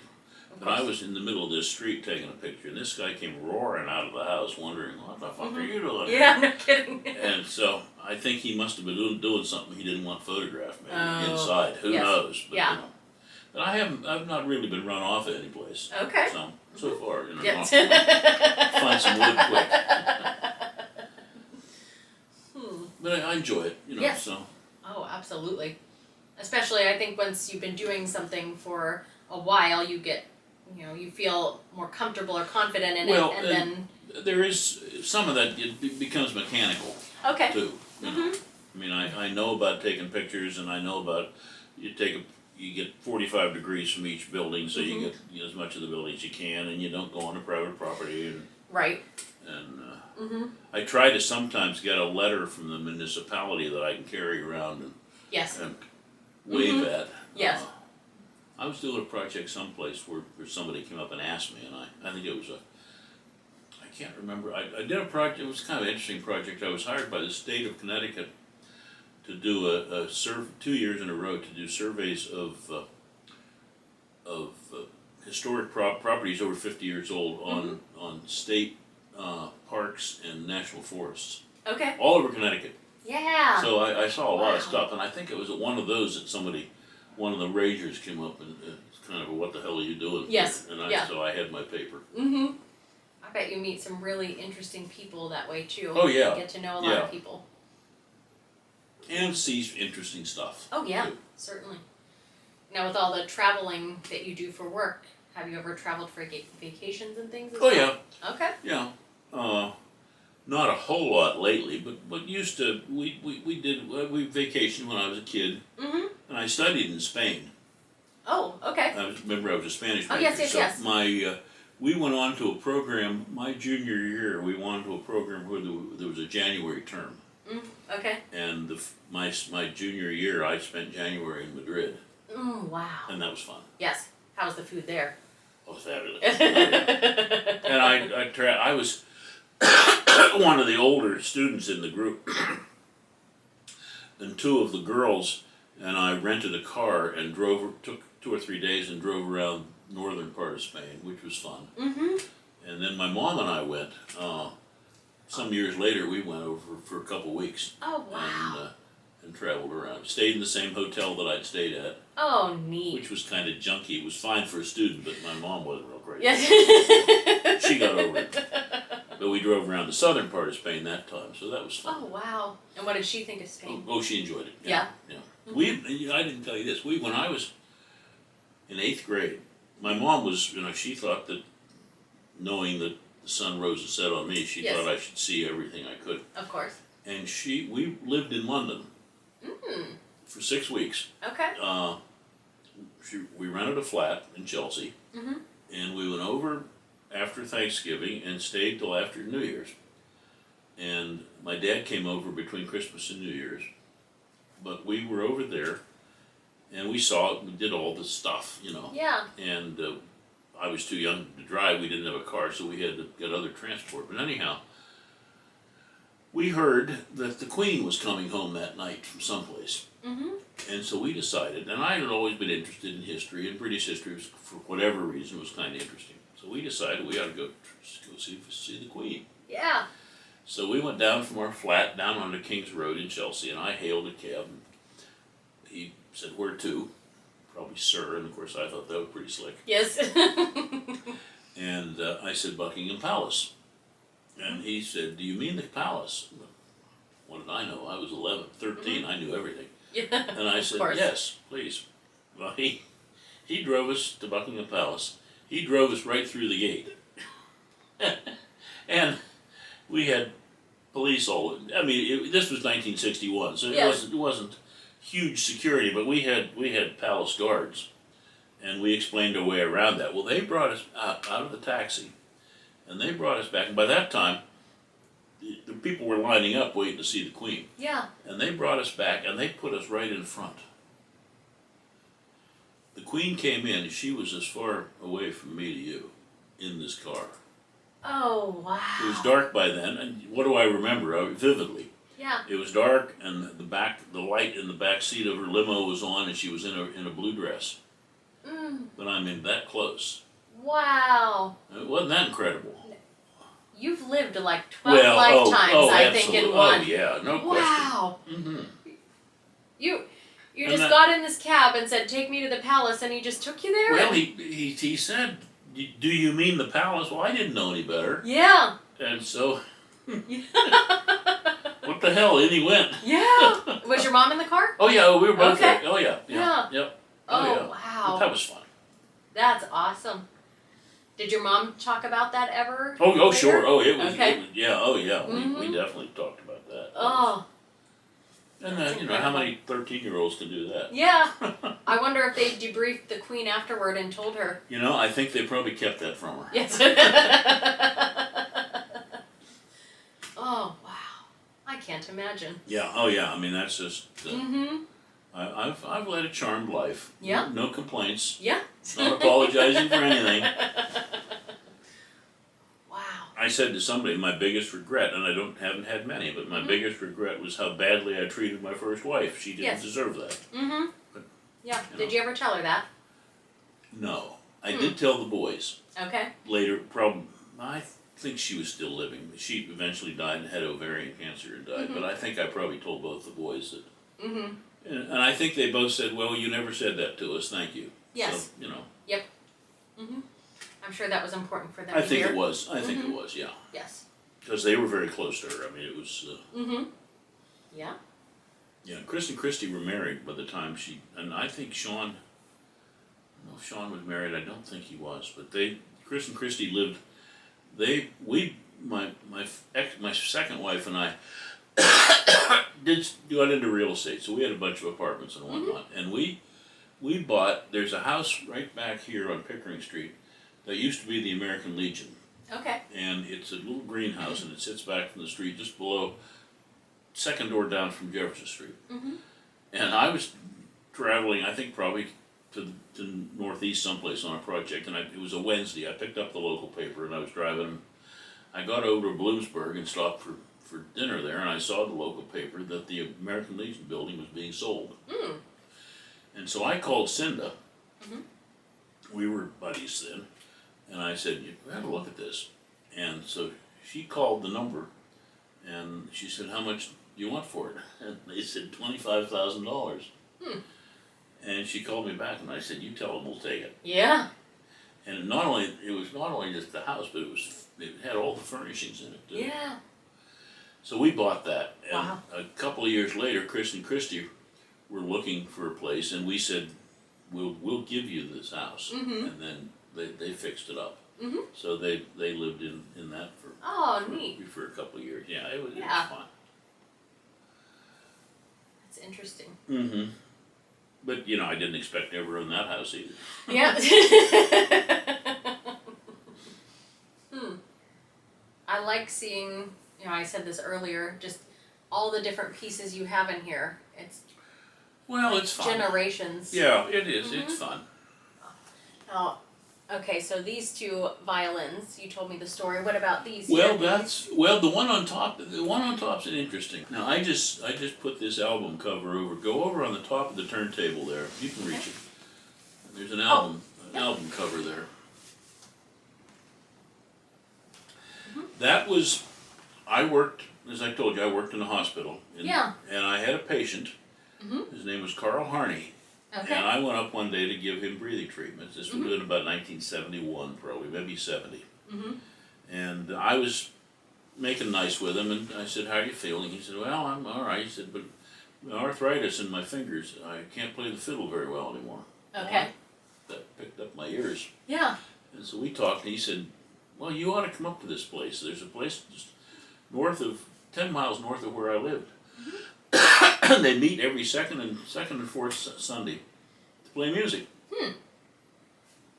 And so it probably took me 6 or 8 months before I got around to going up on a particular Sunday. And I drove up, and here was this old church with a bunch of cars around it. And I went in, and I mean, where the altar had been was a platform, and there were probably 6 fiddlers up there, old-time fiddlers playing music. And I just stood there mesmerized. And I got back in my car quickly and drove back into Sigel, which was a little town just below there. And there was still a general store there, and it had a payphone. And I got on the phone and called my buddy George, who's the buddy who was hit by the motorcycle eventually. I said, get the guitars and get your ass up here. You got to see this. Yeah. And so he came up, and we were both bearded. Yeah. This was in the 70s. We were in our 20s, and they took us in. And we actually played that day a little bit. Well, I got very much involved with them. And when I was in grad school, the first grant I ever wrote was to the National Endowment for the Arts for funding to produce a record from White Eyes. And I see your name right on oh, here. okay, yeah, it's legitimate. Wow. But when Linda and I were married, Carl made that fiddle, and that was a wedding gift to us. Oh, wow. He made that fiddle. And it's not a very good fiddle. But he's better than I could ever do. Okay. I mean, Dan Long there was a real craftsman. Yes. But Carl. But that was a wedding gift. Yeah. And we kind of went. I always thought that I really went full circle with that, because when he died, I was a pallbearer. Yeah. Yep. Huh. That's incredible. What a gift. Oh yeah. And that guitar, I had always been liked old instruments, and my first guitar was a Gibson Electric. Okay. And I always had hoped to someday find a Gibson with the script Gibson up in the head. Okay. And I was in Zanesville in an old house one day working, and I don't know why I thought about this. It must have been meant to be. And I said, you don't have any musical instruments around. And she said, well, I've got this old guitar. And I said, can I see it? She pulled it out of a closet, and here was this early 1930s Gibson. Yeah. And I said, would you sell it? And she said, yeah, I don't want it. I said, well, how much would you want? And she said, how about $25? Wow. So, yeah. all my years of poking around old buildings, it's the only one I ever found. Huh. But it was a dandy. No kidding. And it's got the top on the joint on the top is cracked. Okay. So I wouldn't probably string it up or tune it up high, but I've played it. It's all right. Huh. But that's kind of fun. Yeah, that's awesome. You found it just in a closet. Just happens to be. Yeah. I just happened to think, and I can still see the house in Zanesville, and it just happened to think, well, I wonder. Yeah. Now, obviously, I've been in your old home and purchased a few pieces from you. And in your apartment here, there's just Stuff. Yes, a feast of the eyes. Yeah. Are most of your things family pieces, or were you into antiques? Family or Brookville. Okay. I'm a Brookville nut. Oh, yes. A lot of this stuff here is Brookville. Oh yeah. And that figure came down from it used to be in my grandma's house, and my mom said that they bought it because it looked like me when I was a kid. Oh, really?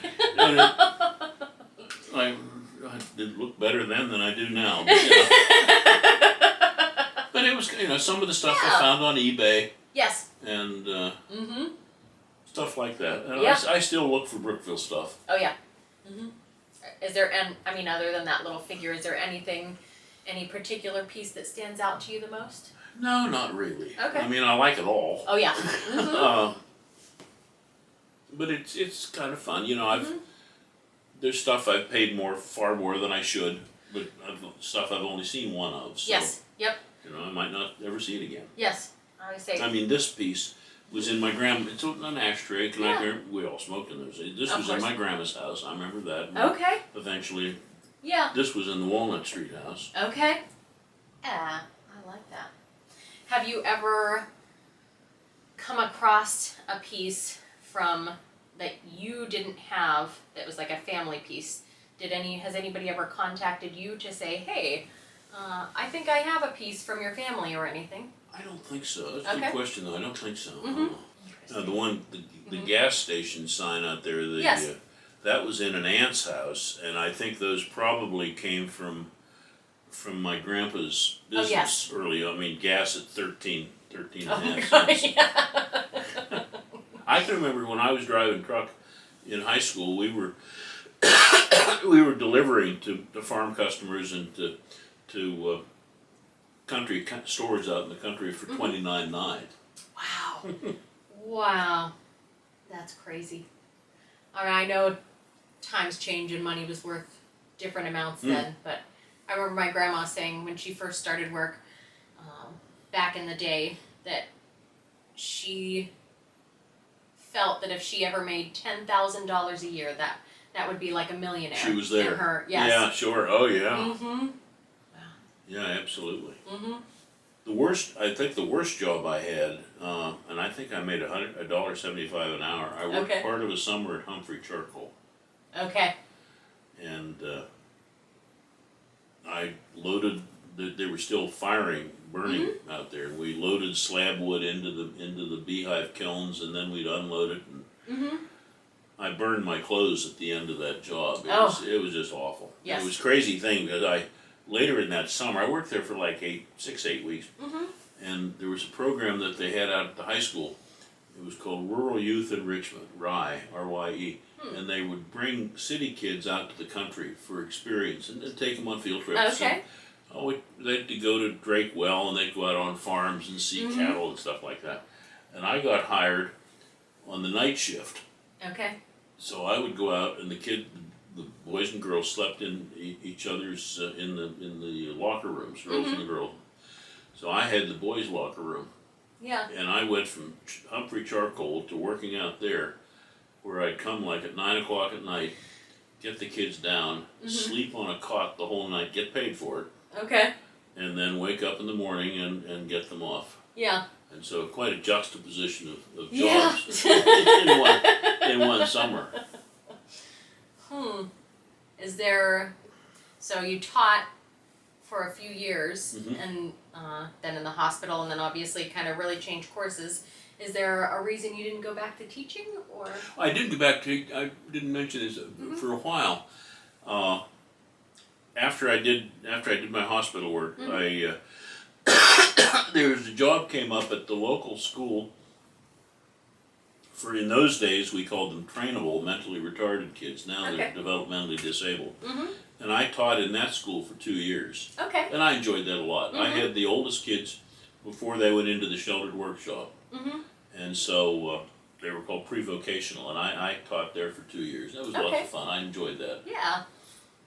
And it's fun. One of the students, she was old. She was in the shelter workshop by then, but I knew her family. Mm-hmm.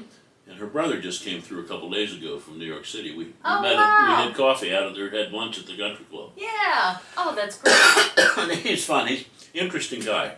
They were. Barney and Irene Goldstein were his parents, and Shoni is his sister, and she's just about to turn 81. He's going to see her out there.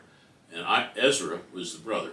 Okay. And for whatever reason, Barney and Irene took to Linda and me, so they would entertain us. Mm-hmm. They had a swimming pool, and we'd go up. Ooh. Yeah. Yes.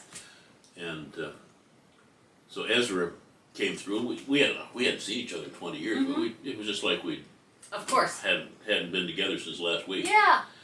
And he told me what he's doing. He's retired now, but he had a couple of bookstores in Brooklyn. Mm-hmm. And he married a girl who, and I didn't say this to him, but I thought they did kill her around here, but she was very active. He described it a left-wing Jewish activist group. Okay. Yes. Boy, they'd be running her out of town. Yes. But we had a great visit. Oh, that's awesome. And that was fine. And we'll keep up. Yes. Mm-hmm. Well, we're going to be in our Yes. third hour here. Yes. Mm-hmm. Am I keeping you from anything? Not that I can think of. Okay. I've got something at 6 o'clock. You'll be gone before that, I Oh, promise. yes. Yeah. We're doing at the History Center. I chair the education committee, and we do a thing with the sixth graders called the Artifact in My Life, Ooh. and they're to bring in, and there's like 90 sixth graders or so, to bring in something, and it can be family related or county related, their choice. Okay. And then we have a committee that looks them over, and then we do finalists, and they make little presentations, and then we're making presentations tonight. Oh, wow. And I think we do Brookville bucks, 30, 25, and 15 for the winners. So Yeah. get something. How long have you been doing this? Oh, I've been on the board probably 8 or 9 years, something like that. Okay. Yeah. It is a very extremely formal show and tell. Well, it is, yeah. And it's. Have you been through the History Center? Yes. It's fabulous. Mm-hmm. It really is. Yeah. I haven't seen the if they do the Artifact in My Life. Do they do a display? I think there'll be a display after tonight. I think. Okay. Yeah. Okay. I don't know that I've seen that before. Maybe it's just the times I've gone in they haven't had it. Yeah. But of all of those that you have been doing, have there been any interesting discoveries or interesting things you've learned from these kids? Not really. I mean, the kids. It's interesting that the kids are interested. Yes. And I mean, some of them don't do real good presentations, but they have interesting stuff. Yes. And so it also gets them into the History Center. Oh yeah. And gets their folks in. So That's important. There is a display, and maybe you've seen it on the first floor toward the back. There's a display about my great uncle Earl Sant. I may have. And you may not have too. I mean, there's a propeller of his. Oh, yes. It's on loan. I mean, that's mine. Okay. And then Eric Armstrong, has been on the board, found a video of a guy who built the same kind of plane that Uncle Earl flew in, and so it shows this video. It's kind of fun. Yeah, that's cool. I think looking at this plane, I can't believe it got off the ground. I mean, my oldest aunt, who was my mom's oldest sister, she was interested in history, and she wrote a piece probably in the 20s, and it was titled "Struts and Bamboo," and that kind of described it. Yeah, I imagine. So at that point, they had not been using parachutes. No, there were no such things. Wow. Yeah. They talked about he flew the first airmail in Ohio. And what it was, he went out to Fort Recovery, Ohio, and he had a bag of mail that he flew around and dropped it on City Hall. They called that airmail. Oh, that's great. I love that. How long do you know how long it took him to fly those 50 miles? You said 50 miles, right? Across the lake. He Yeah. took off from Lake Erie and flew to Long Point, Ontario. Mm-hmm. And it was less than an hour. I mean, Okay. But in that kind, this was 50 years, interesting, 50 years to the day before John Glenn made his flight. It Really? was February 1912. Huh. No way. Yeah. I mean, That's great. Yeah, crazy coincidences. Mm-hmm. I think that's crazy coincidences maybe should be the title of Well, this. yeah. I There's live been a lot of them. yeah. And when he went up to Hammondsport, the newspaper wrote about the fact that he was up at Glenn Curtis's flying school, and he soloed after like 2 or 3 days Oh, wow. in something like that. Mm-hmm. Yeah. That's crazy. He was pretty ballsy, as they say. Yeah. Now, looking at the experiences you've had in your life and the way life has changed, is there anything in particular that you have as advice for younger generations coming up? I think probably the biggest thing that I would pass on is community service. Mm-hmm. I mean, you got to leave the place better than you found it. Amen to that. And I got a lot of that from my folks because they were both very active. My mom, I mentioned the aunt of hers had married into the Deemer family. Well, one of the Deemer older generation was very active in the Red Cross. Okay. And Mom and Dad were married in '36, and I think that Aunt Anna Deemer got her involved with the Red Cross like in 1940. And she was involved with them the rest of her life. I mean, Yeah. She ran the blood banks and stuff like that. Mm-hmm. And in the late '40s, there was a women's civic club of some sort that named her First Lady of Brookville. Oh, wow. And that was kind of fun. Yeah. But she was very active, and so was my dad. And they both, the Chamber of Commerce gives the annual Dr. Walter Dick Award. Are you familiar with that? It sounds very familiar. It's a community service award that was named after a doctor who died in the early '50s. Okay. And it's given every year to somebody who's, and my mom got it in the early '60s, and then my dad got it in the middle '60s. Oh, wow. And 30 years later, I got it. Oh, wow. So that's kind of fun. Yes, that's really cool. And so, and I was elected to the high school, Brookville High School Hall of Fame, too, several years ago. So, because of stuff like community service, and I think that's important. Yes. Yeah.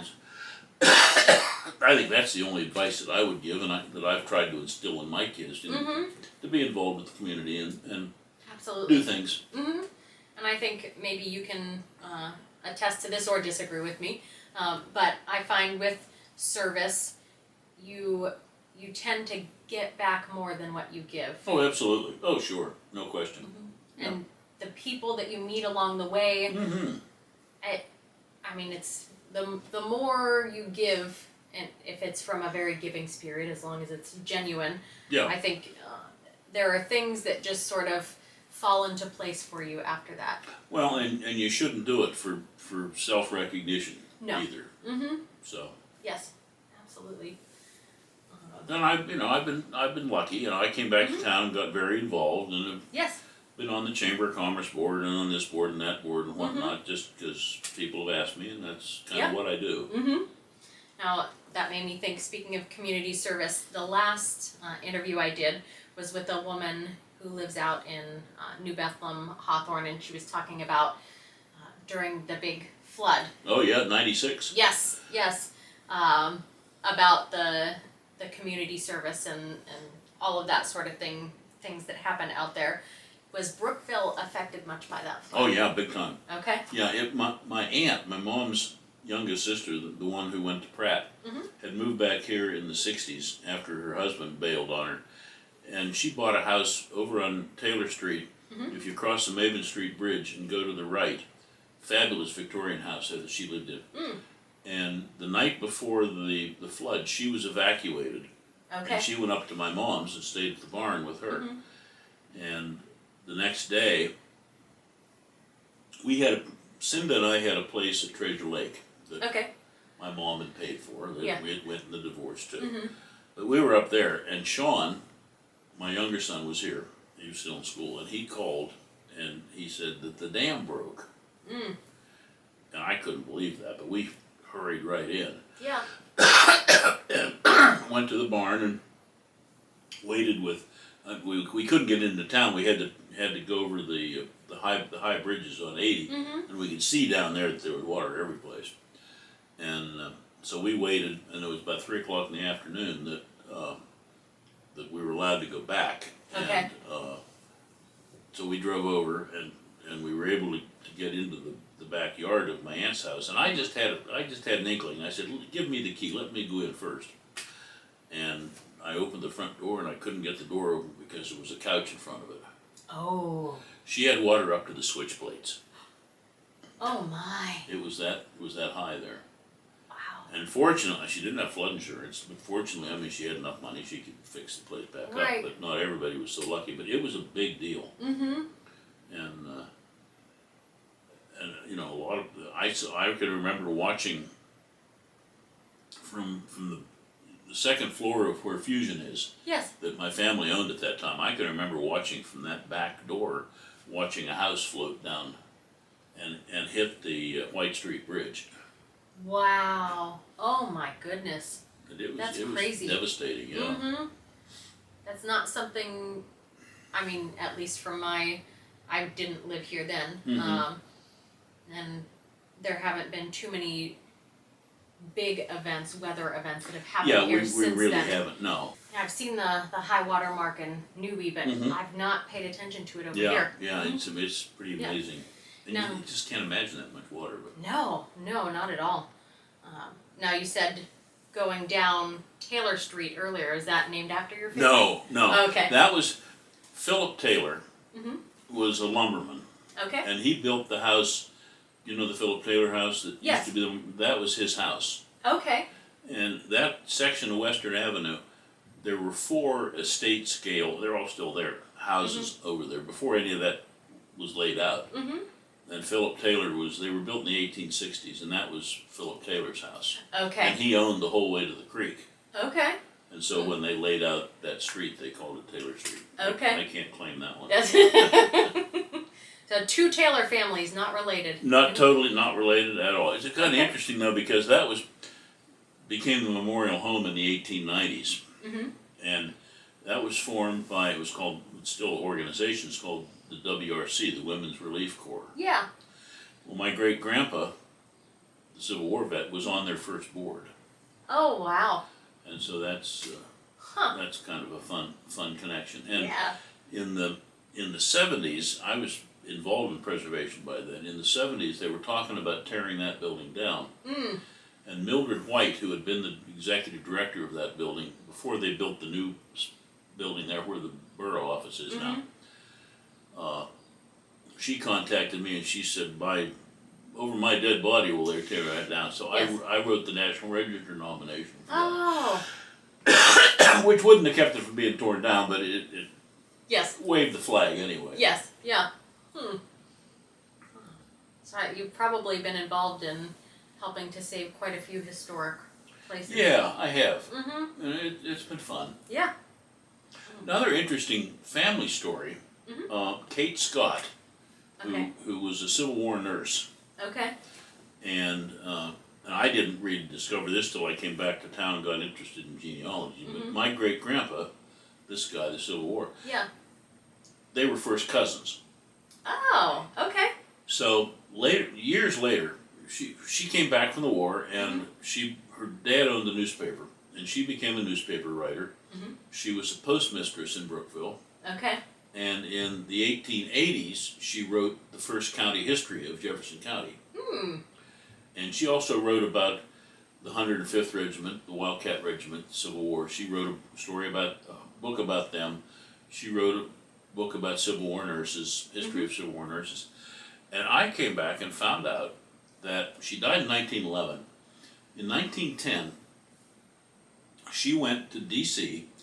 to an attorney's office and wrote out, swore an affidavit, 3 pages long.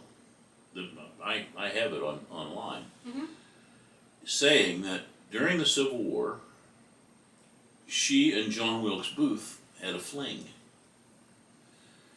and she bore him a daughter. It gets better. And he did not die in the barn in Virginia, but he escaped from there, got to Canada, ended up living overseas, supported this daughter, and died in India in the 1880s. Really? Now, how wild is that? Give me your email before you leave. I'll send this to you. Okay. People, we didn't know about this. Yeah. And I don't. Have you run onto Carol Briggs? Do you know Carol? That name sounds very Well, she familiar. was a school teacher, and she for years was the volunteer curator at the History Center, Okay. and was very involved in getting the History Center over here. And she's an active feminist, and I've known her for years. Her family and her husband's family, we go back generations. But anyhow, and she's active. We sing in the choir together. And she wrote a book debunking this whole story. Okay.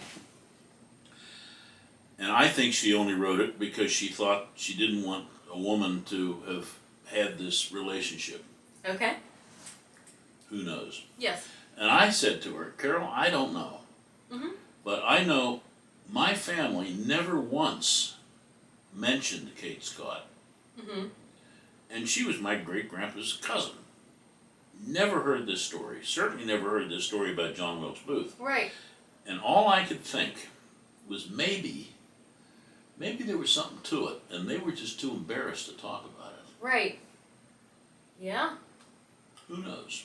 Did anybody ever discover who this daughter was? Did they? Someplace on, probably online. I haven't found it for years, but there was a picture of a woman who was older, but there was a name identified. Okay. And I mean, you talk about revisionist history. Yeah. Yeah?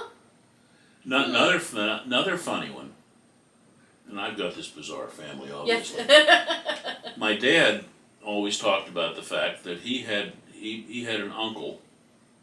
My dad's the banker's brother, Yeah. who was killed playing professional baseball. What? But Dad always said that he was a catcher, and was struck in the throat by a foul tip before they had masks, Okay.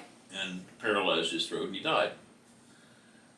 Another cousin of mine, who lives in Philadelphia, got interested in genealogy, and she found a book called Death at the Ballpark. Okay. And it talks about this. I think he may have been, my dad may be named for him. His name was Charlie, and my dad was Charles Okay. Taylor, who apparently was quite a drinker. And the story that this guy talks about in the book was that he was coming back from playing in a game in Louisville, Kentucky, and got off the train in Cincinnati, got rip-roaring drunk. Okay. They found him in the ditch naked, put him in jail, and he died from alcohol poisoning. Oh. This is all documented. Yes. And so all I could think was that maybe my dad's father never told the kids Yes. that his brother had died drinking, but that he had been hit in the throat. Yes. And I talked to another cousin in the last 10 years, and she was told the same story about getting hit in the throat. So maybe that whole generation just didn't talk about this drinking uncle. And Dad always said that he had a drinking uncle who wasn't allowed in the house unless his father was here. Okay. And that might have been the same one. Right. Yeah. Who knows? Yeah. If only you could ask him. Yeah. Yeah. Hey, Yes. we gotta talk. I don't know if you're going to get a straight answer out of him. Well, there's that too. I always say to people, if they ask me something, I'm an historian, so if I don't know it, I'll just make it up. Yes. I think that was something common back then too, is that you didn't talk about things. Yeah. I think that's very true. I know my great-grandfather was a serious alcoholic, and his daughter went to school one day, and I think, she was struggling with things, and She mentioned it at school, and a guidance counselor called home, and boy, was she in trouble. Like, we don't talk Oh, about wow. these things. We Yeah. don't. And he had a secret family we didn't know about. Oh my. And the Busy boy. very busy boy. Wow.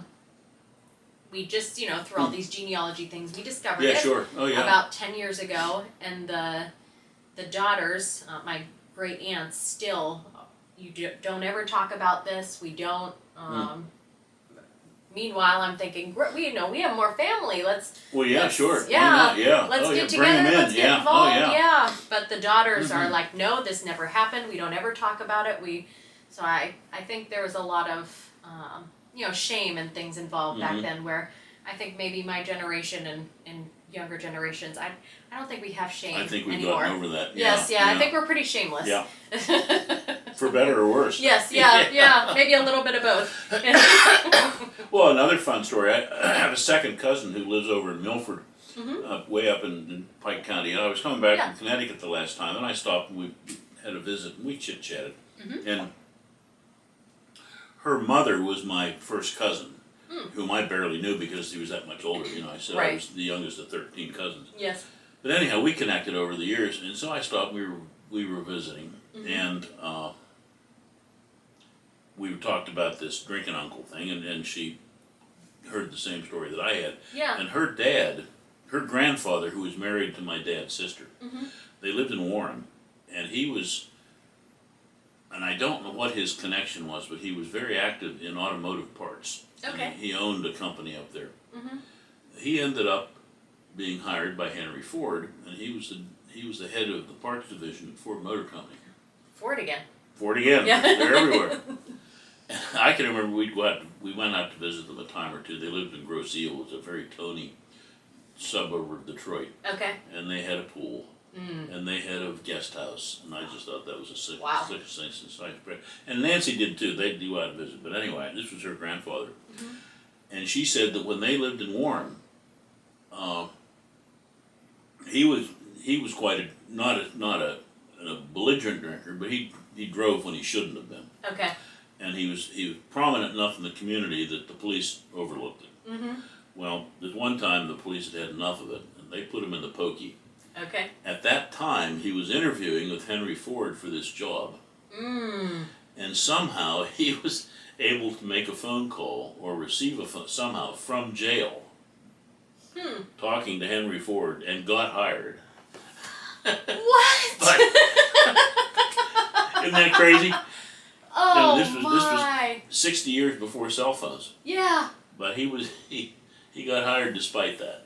Oh my. Maybe he got hired because of it. Maybe he thought, Well, you this never guy know. is I know so bold. it was Dad's brother-in-law, and Dad told me, he asked him once, how well did you know Henry Ford? And Uncle Hazzy said, well, if you mean do I call him Henry, I do. Oh, wow. So, Yeah? high enough up the food chain, I guess. No kidding. That's funny. I wonder if they knew he was in jail when he made that phone call. Well, who knows? Theoretically, they probably didn't. I mean, you never know. The old Henry Ford was.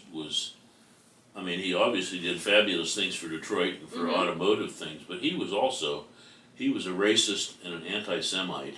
Okay. Seriously bad. Wrote books about the Jew problem. Oh my, I didn't know that. Yeah. And this would have been his son that hired my uncle, but he was not a nice man. Yeah. And that's only probably come out in the last 20 or 30 years that people talked about that. He also, he loved old-time music. Okay. The original Henry Ford. And he was Henry Ford's old-time dance orchestra. And they played traditional folk dance music. Really? Which was kind of fun, yeah. Huh. No kidding. I didn't know that either. Yeah. I only know him because of, the Automotive cars. stuff. Yeah. Sure. Oh, yeah. Yes. Yeah. Wow. I suppose there's good and bad in everyone. You just hope the good outweighs the bad. Theoretically, it should. Some days it does, some days it doesn't. Yes, yeah. And hopefully at some point people learn from their bad. Boy, you hope. Yeah. Hope springs eternal, like they say. Yeah. So all these different experiences that you've had, if you had to pick out the single best day of your life, what do you think it was? Today with you. Oh, great answer. Hey, I like that. How's that? Is he slick or yes. what? Oh, I don't know. I think probably the best two would be when my kids were born. Yeah. Do you remember that? Oh yeah, vividly. Because we lived in Zanesville, and we could see the hospital from where we lived. And I was taking a course in grad school at Ohio State, driving in, and we had gone through Lamaze and the whole thing with all that stuff. Yeah. And this was her first. So the Lamaze instructor was a friend, and she said, "Well, you're going to be good with this course because you're an hour away, and she'll be in labor for the first time." So we even had I knew the teacher, so she moved the course, moved the classroom to someplace where there was a payphone handy, so I was listening the whole time. Oh, yeah. So as it turned out, Linda was in labor with two kids, maybe a total of a half an hour with both of them. Wow. So if she was going to pop, I would have never made it back. Yeah. And we got to the hospital both times. The doctor wasn't there for either one. And I can remember with Chris, she was in the labor room, and I looked down, and there was a head coming out. And I said, "Hey, get in here." Yeah. And the nurse came in and did the delivery. Oh, wow. And so with Sean, she always said she could drop him in the fields. Oh, that's But those great. were important days. Oh, yeah. Yep. Yeah. Do you remember holding them for the first time? Not specifically. Okay. I'm sure I did that day, but Yeah. Yeah. Yeah. Kind of a lot going on that day. A lot going on that day, for sure. Do you remember the first few weeks bringing a baby home? Vaguely. Her mom lived only less than an hour away, so she was there. Oh, okay. And so that was definitely helpful. Oh, yes. Because Yeah. I was clueless and admitted it. Yes, yeah. And I imagine you couldn't help sew up any baby clothes, and you couldn't help cook anything for her to eat. Well, no, couldn't do that. I could do the laundry. That was about the extent of my skill. Yeah, she could have starved eating my cooking. God bless her mom. Absolutely. Yeah. Oh, yeah. Yeah, she was a peach. She was the director of children's services for maybe 20 years in that county. Really? Yeah. Okay. A fun story about that. It's Coshocton, and it was on one of the Ohio canals. Okay. And there was a canal town there called Roscoe, and it was pretty much a deteriorated part of town by the time I was around. But this glove manufacturer named Ed Montgomery lived in Coshocton and had this big manufacturing company. And his wife was Frances, and she saw this lock tender's house in Roscoe. Okay. It was falling down, and she liked it, so they bought it, and they restored it, and that started. They kept buying buildings, and they created. It's called Roscoe Village, and it's now a restored canal town. Fabulous if you're ever going out that way. Okay. To stop. And it's a big tourist attraction now, and it's well done. And so a college professor of mine from Muskingum, I was not a motivated undergraduate. Okay. And she scared me to death. I never took a course from her. And I was a Spanish major, and she taught a Latin American history course that I never took. Okay. Because she scared me. The shit out of me. I didn't want to work that hard. So we became friends after I was out. Okay. And I was living around there doing preservation work and kind of became an expert on local history. Yeah. And she got interested in local history. And so so we became friends. And she was contracted by the foundation that ran Roscoe Village to write a history of Roscoe. And so she did. And she asked me if I would read her manuscript. Okay. And I can still think of it, and I've told her this many times and repeated this story 1,000 times. But I sat in my living room with a red pen in my hand, giggling because I was going over her manuscript, bleeding all over it. You know, making marginal notes. Oh. You know, check this out. I don't think this is true. Are you sure? Stuff like that. Oh, yeah. And she liked it well enough that when she published the book, she asked me to write liner notes for it. Okay. So she was happy with that. But Yes. it was, I just giggled over the fact Yeah. that she just scared the shit out of me. Here I was criticizing her writing. Yes. Yeah. Oh. But that was fun. There was another history professor there that I took. We had to take World Civ as freshmen, and Okay.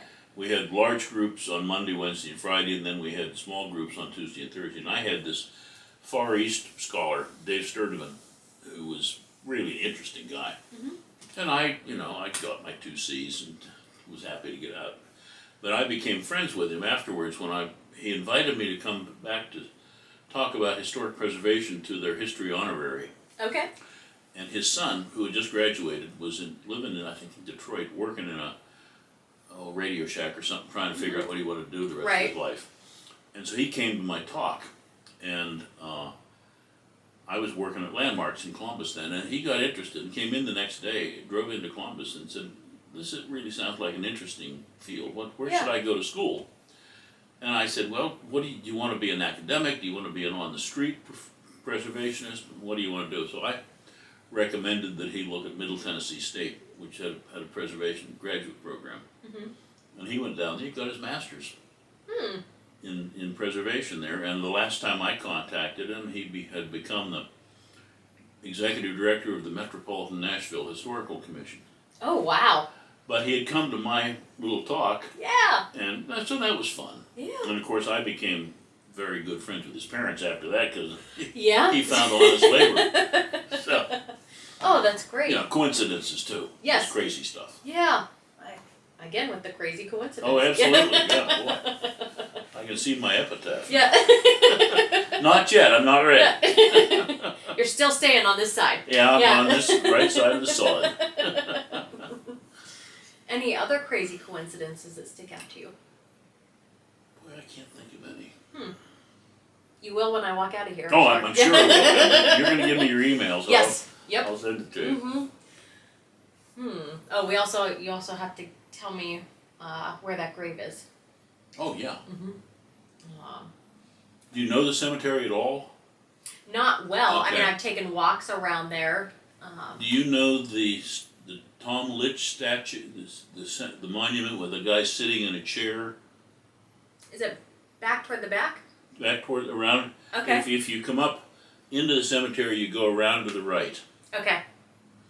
And it's 2 or 3 graves away from that. Okay.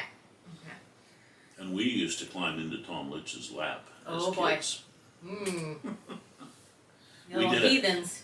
Oh, absolutely. We did the History Center did a thing out there at the cemetery for the kids to come out and do gravestone cleaning and talking about monuments and whatnot. And oh, nice. we were right there, so my family was all buried there. So I told them that we were talking to my relatives. Yeah. And the 6th graders thought that was pretty cool. But I told them, I said, "Now don't you ever do this." But I climbed up in his lap. Yes. And of course they thought that was pretty cool. And they looked at me and they thought, "Oh God, how the hell did he ever do that?" Maybe they had a ladder, I don't know. Yeah, right. Or he should have. Or he just wished he could. Maybe that's what they were thinking. Do you remember getting into any mischievous trouble or anything? You know, I don't. Okay. I can't think of any. I don't. My folks and I rarely had a cross word. Okay. And not many can say that. Right. I think probably the worst time, the most I was ever upset with my folks, I was driving by this time, and I was for some reason heading out and going up the Port Barnett Hill, and there was a disabled car on the side, and I went home, and I don't remember what the situation was, but I wanted to go back out, and my dad wouldn't let me. He said, "You don't know what's going on out there." And I was not happy about that. Yeah. That's pretty minor compared to I would say so. anything. Yeah. To my knowledge, I don't think I ever gave them a word of worry Yeah? that they told me about anyway. Yes. I did come home drunk that one time, but Yeah. I was older by then too. Yes. If they were worried, they kept it to themselves. They did. Mhm. They did. Hmm. But we were we were good friends. You know? And not every kid can say that about his parents. Absolutely. Did they live to see your children? My dad didn't. Okay. He died in '88. Mom did with Chris. And, Okay. and Sean too. Yeah, she saw them both. She died. Well, we were at a party together for Y2K. So she lived she died maybe 2005. Okay. And Chris was born in '77. Sean in '82. So yeah, yeah. And she just thought they were fabulous. Oh, of as course. you might imagine. Of course, yes. And they thought Graham was pretty cool too. Obviously. It sounds like she was. Oh, she was. She was definitely. She really was. She was, and I've said this to other people. She was a model for 2 generations of young women in Brookville. Yeah. And if you talk to people, Diana, I don't know if you know Diana Farley. She and her husband owned the radio station. Okay.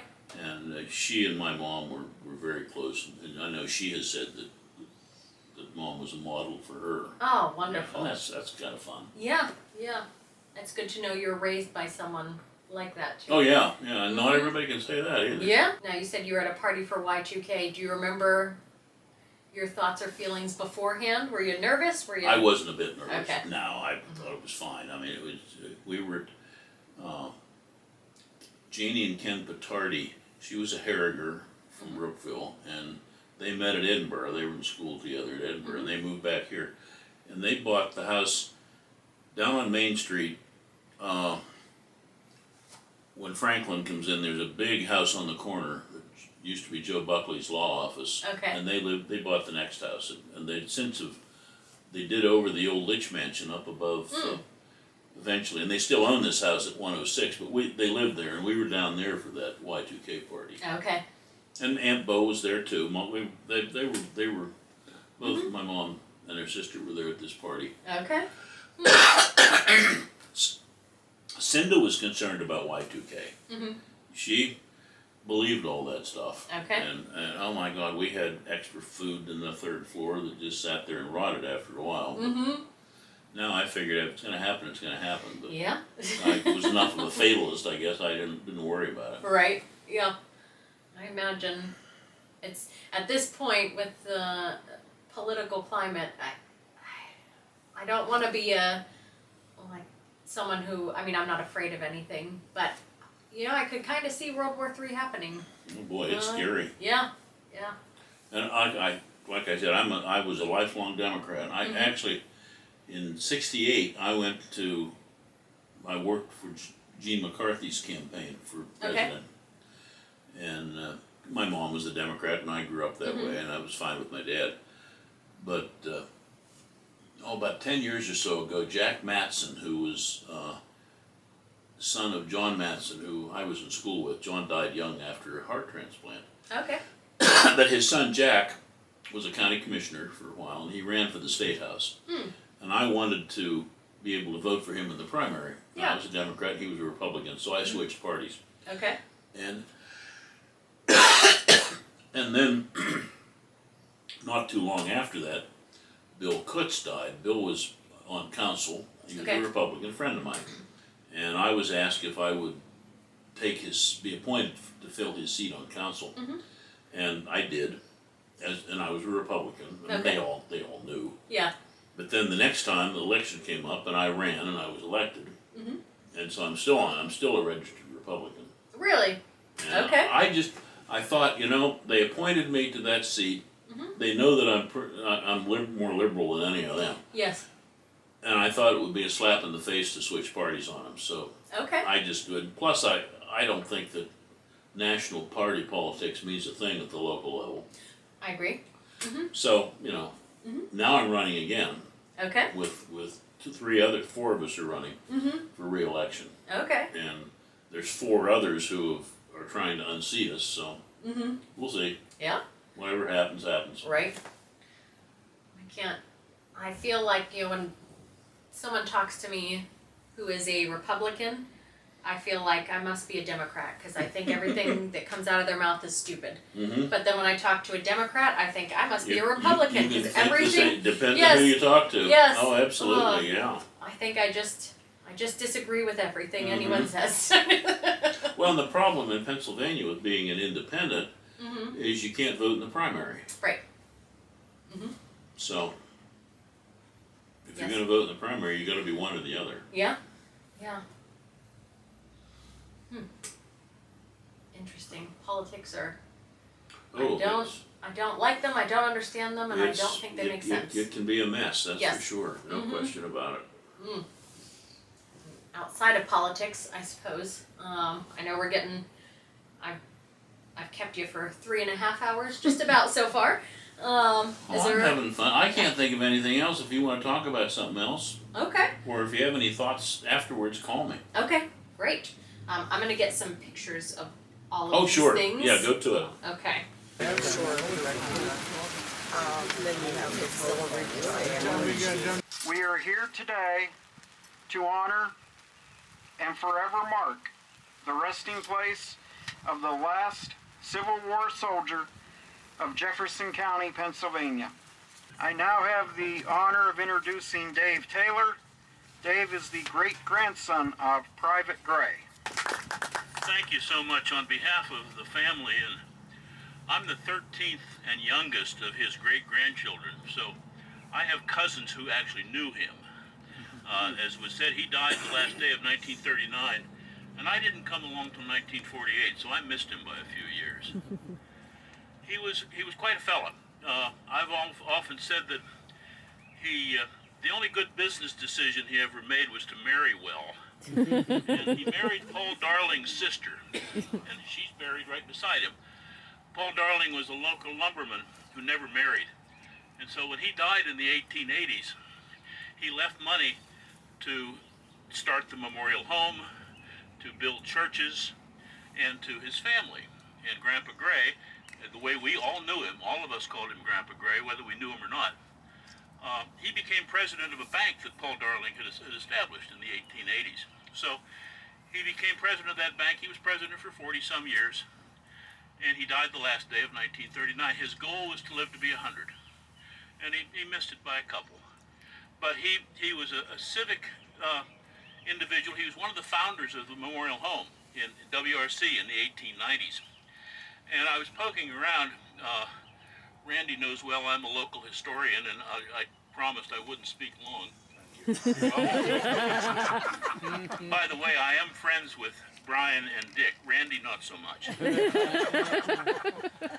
But I came across this piece in 1925. I was in the newspaper. He was civic-minded. He loved students. He loved the Constitution, and this certainly fits in with what we're talking about today. When he was in his 80s, he established the W.H. Gray Patriotic Education and Memorial Fund to promote patriotism, and also described, and this is the newspaper quote, as a memorial to the men of Brookville who were serving in the Union Army during the Civil War, made the supreme sacrifice in support of the Constitution. A trust fund of $200, I remember this is 1925, a trust fund of $200 was set aside, the interest of which was to be used to pay an annual first place award of $5, with a second place award of $3 and a third place award of $2 for the best composition on patriotism prepared by school students in Brookville. The 1925 newspaper article referenced that the purpose was to promote the cause of patriotic education in the schools of the borough, with special reference to the intellectual understanding of loyalty to the Constitution of the United States. His offer was contingent upon the ability of the school district to be withdrawn from those funds if the school board failed to make awards for 2 consecutive years in a row. We don't know how long the fund lasted. In accepting his offer, the school board president noted that the board was pleased with the idea and it should be a great incentive and help to the teachers in teaching these virtues that make good citizenship. So as Dora said, and I would agree with her, this aging thing is not for sissies. But we're still on the right side of the sod, Dora. And again, I thank the Sons of Union Veterans. It's a great honor. I'll be sharing all this with my family, and you have my deepest appreciation. Thank you. Thank you, Dave. We meet today for the purpose of dedicating a plaque marking for this and all future generations the final resting place of Jefferson County's last Civil War soldier, Private William H. Gray. We gather in order to pay him and remind others of the respect he so richly earned during his time of service to this country in its hour of peril and distress. We remember this brave man who helped keep our ship of state from being wrecked by the winds and waves of rebellion. We are reminded that he offered his services on the field of honor in defense of our Constitution, the Chart of Liberty, Justice, and Humanity. With bowed heads, solemn tread, and voices hushed, we gather to remind our people of their duty to the flag for which he fought and to the country for which he was willing to die. It is our duty to keep green the memories of men who were ready to do battle and, if need be, to die so that this nation might be preserved. We are eternally grateful for Private Gray's service, which helped free a race in chains and proved to the crowned heads of Europe and freedom-loving people across the world that a government of the people, by the people, and for the people could endure, and that this noble experiment in self-government would succeed. The following is a brief summary of this brave soldier's service in the cause of this country. William Henry Gray was born March 7, 1841 in Mahoning Township, Indiana County, Pennsylvania. He was the son and youngest child of Matthew Gray and Eleanor Hall Gray. He lived in Cool Spring from the time he was 10 years old until he came to Brookville around 1868. At the tender age of 19, he left his Cool Spring home. On October 23, 1861, he enlisted Company I, 105th Pennsylvania Volunteer Infantry as a private in a desperate fight to preserve his country. It did not take long for him to become involved in this epic struggle. His regiment took part in the siege of Yorktown, the battles of Williamsburg and Fair Oaks. At Fair Oaks, these troops fought like veterans, holding their position unsupported until nearly surrounded. Following this engagement, they spent a month on picket duty before once again seeing action at Glendale and Malvern Hill. And by the time it reached Harrison's Landing, the ranks were so reduced by wounds and sickness that less than 100 men were fit for active duty. While posted along the railroad between Manassas and Warrenton Junction, many of Private Gray's comrades in companies B, G, and H were captured by the enemy. Luckily, Private Gray's company evaded capture. The following day, the entire army was in action at Second Bull Run, where once again the gallant work of the 105th resulted in the loss of many of its bravest men. Its next battle was at Fredericksburg, after which the winter was spent in camp near Brandy Station. At Chancellorsville in May of 1863, the troops were warmly engaged in the conflict. The first 2 weeks of June were spent at Banks Ford, and then the troops started northward. At Gettysburg, many fell, including Private Gray, who was wounded by enemy fire. He soon returned to active duty, and upon his return to Virginia, his unit was involved in engagements at Auburn, Kelly's Ford, and Locust Grove in the Mine Run campaign. At the end of that campaign, the camp at Brandy Station was occupied for winter. December 28, 1863, nearly the entire regiment re-enlisted.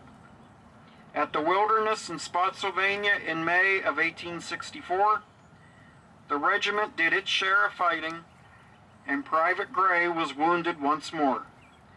Following his recovery, he was mustered out, October 23rd, 1864. Upon his return to Brookville in 1864, he spent some time as a photographer before becoming involved with a mercantile firm operated by John W. Geither. Geither was himself a veteran of the Civil War. He enlisted in the Maryland 2nd Light Artillery fighting for the Confederacy, October 1st, 1861, just 22 days before Private Gray enlisted fighting for the Union. A well-known story claims that these two gentlemen met during the war and formed a lasting friendship on the battlefield. This is entirely plausible, as we know that Geither's unit and Gray's unit were both engaged at Gettysburg and Gaines' Mill. March 10, 1868, he was united in marriage to Miss Mary Julia Darling, the sister of Brookville's most outstanding philanthropist, Paul Darling. To this union were born 7 children: George, Nellie, Julia, James, Paul, Alice, and Arthur. William would go on to become one of Brookville's most respected citizens, community leader, and businessman. He was one of the organizers of Jefferson County National Bank, organized 1878. He served as vice president for 47 years and 2 years as its president.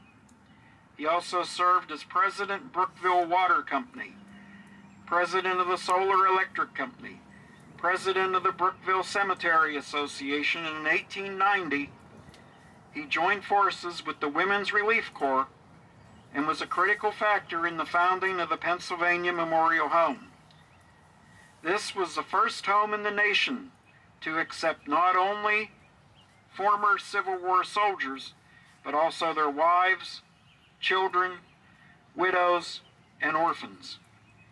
William served on the board of directors and served as treasurer of that institution for many years. In his spare time, he also belonged to the Union Veterans League. He served as a member of the E.R. Brandy Grand Army of the Republic, Post 242, where he filled all post chairs, becoming a past commander, and for a brief time, he served as an officer, Department of Pennsylvania, Grand Army of the Republic. Gray was the first man in Jefferson County to make a study of modern farming methods, and at one time had the first and largest stock farm in the area. His generosity and love for children were exemplified around 1900, when he was known to pass out nickels to every child he met. Private Gray answered his final muster call December 31, 1939, after a lengthy illness resulting from the infirmities of his advanced age. His death closed this county's chapter on that war. As all veterans here gathered today are aware, a soldier cannot leave his post without being properly relieved. Private William H. Gray, you are relieved. The Brothers of the Sons of Union Veterans of the Civil War, an organization chartered and formed for the purpose of remembering our boys in blue, have your post. Brother, may you rest in peace. As the record of this man is an honorable one, and as the memory of those brave members of the Grand Army of the Republic should be preserved and protected, I direct that it be placed in the archives of this camp for future reference. What man is it that liveth and shall not see death? Shall he deliver his soul from the hand of the grave? If a man die, shall he live again? And the response, Jesus Christ said, I am the resurrection and the life.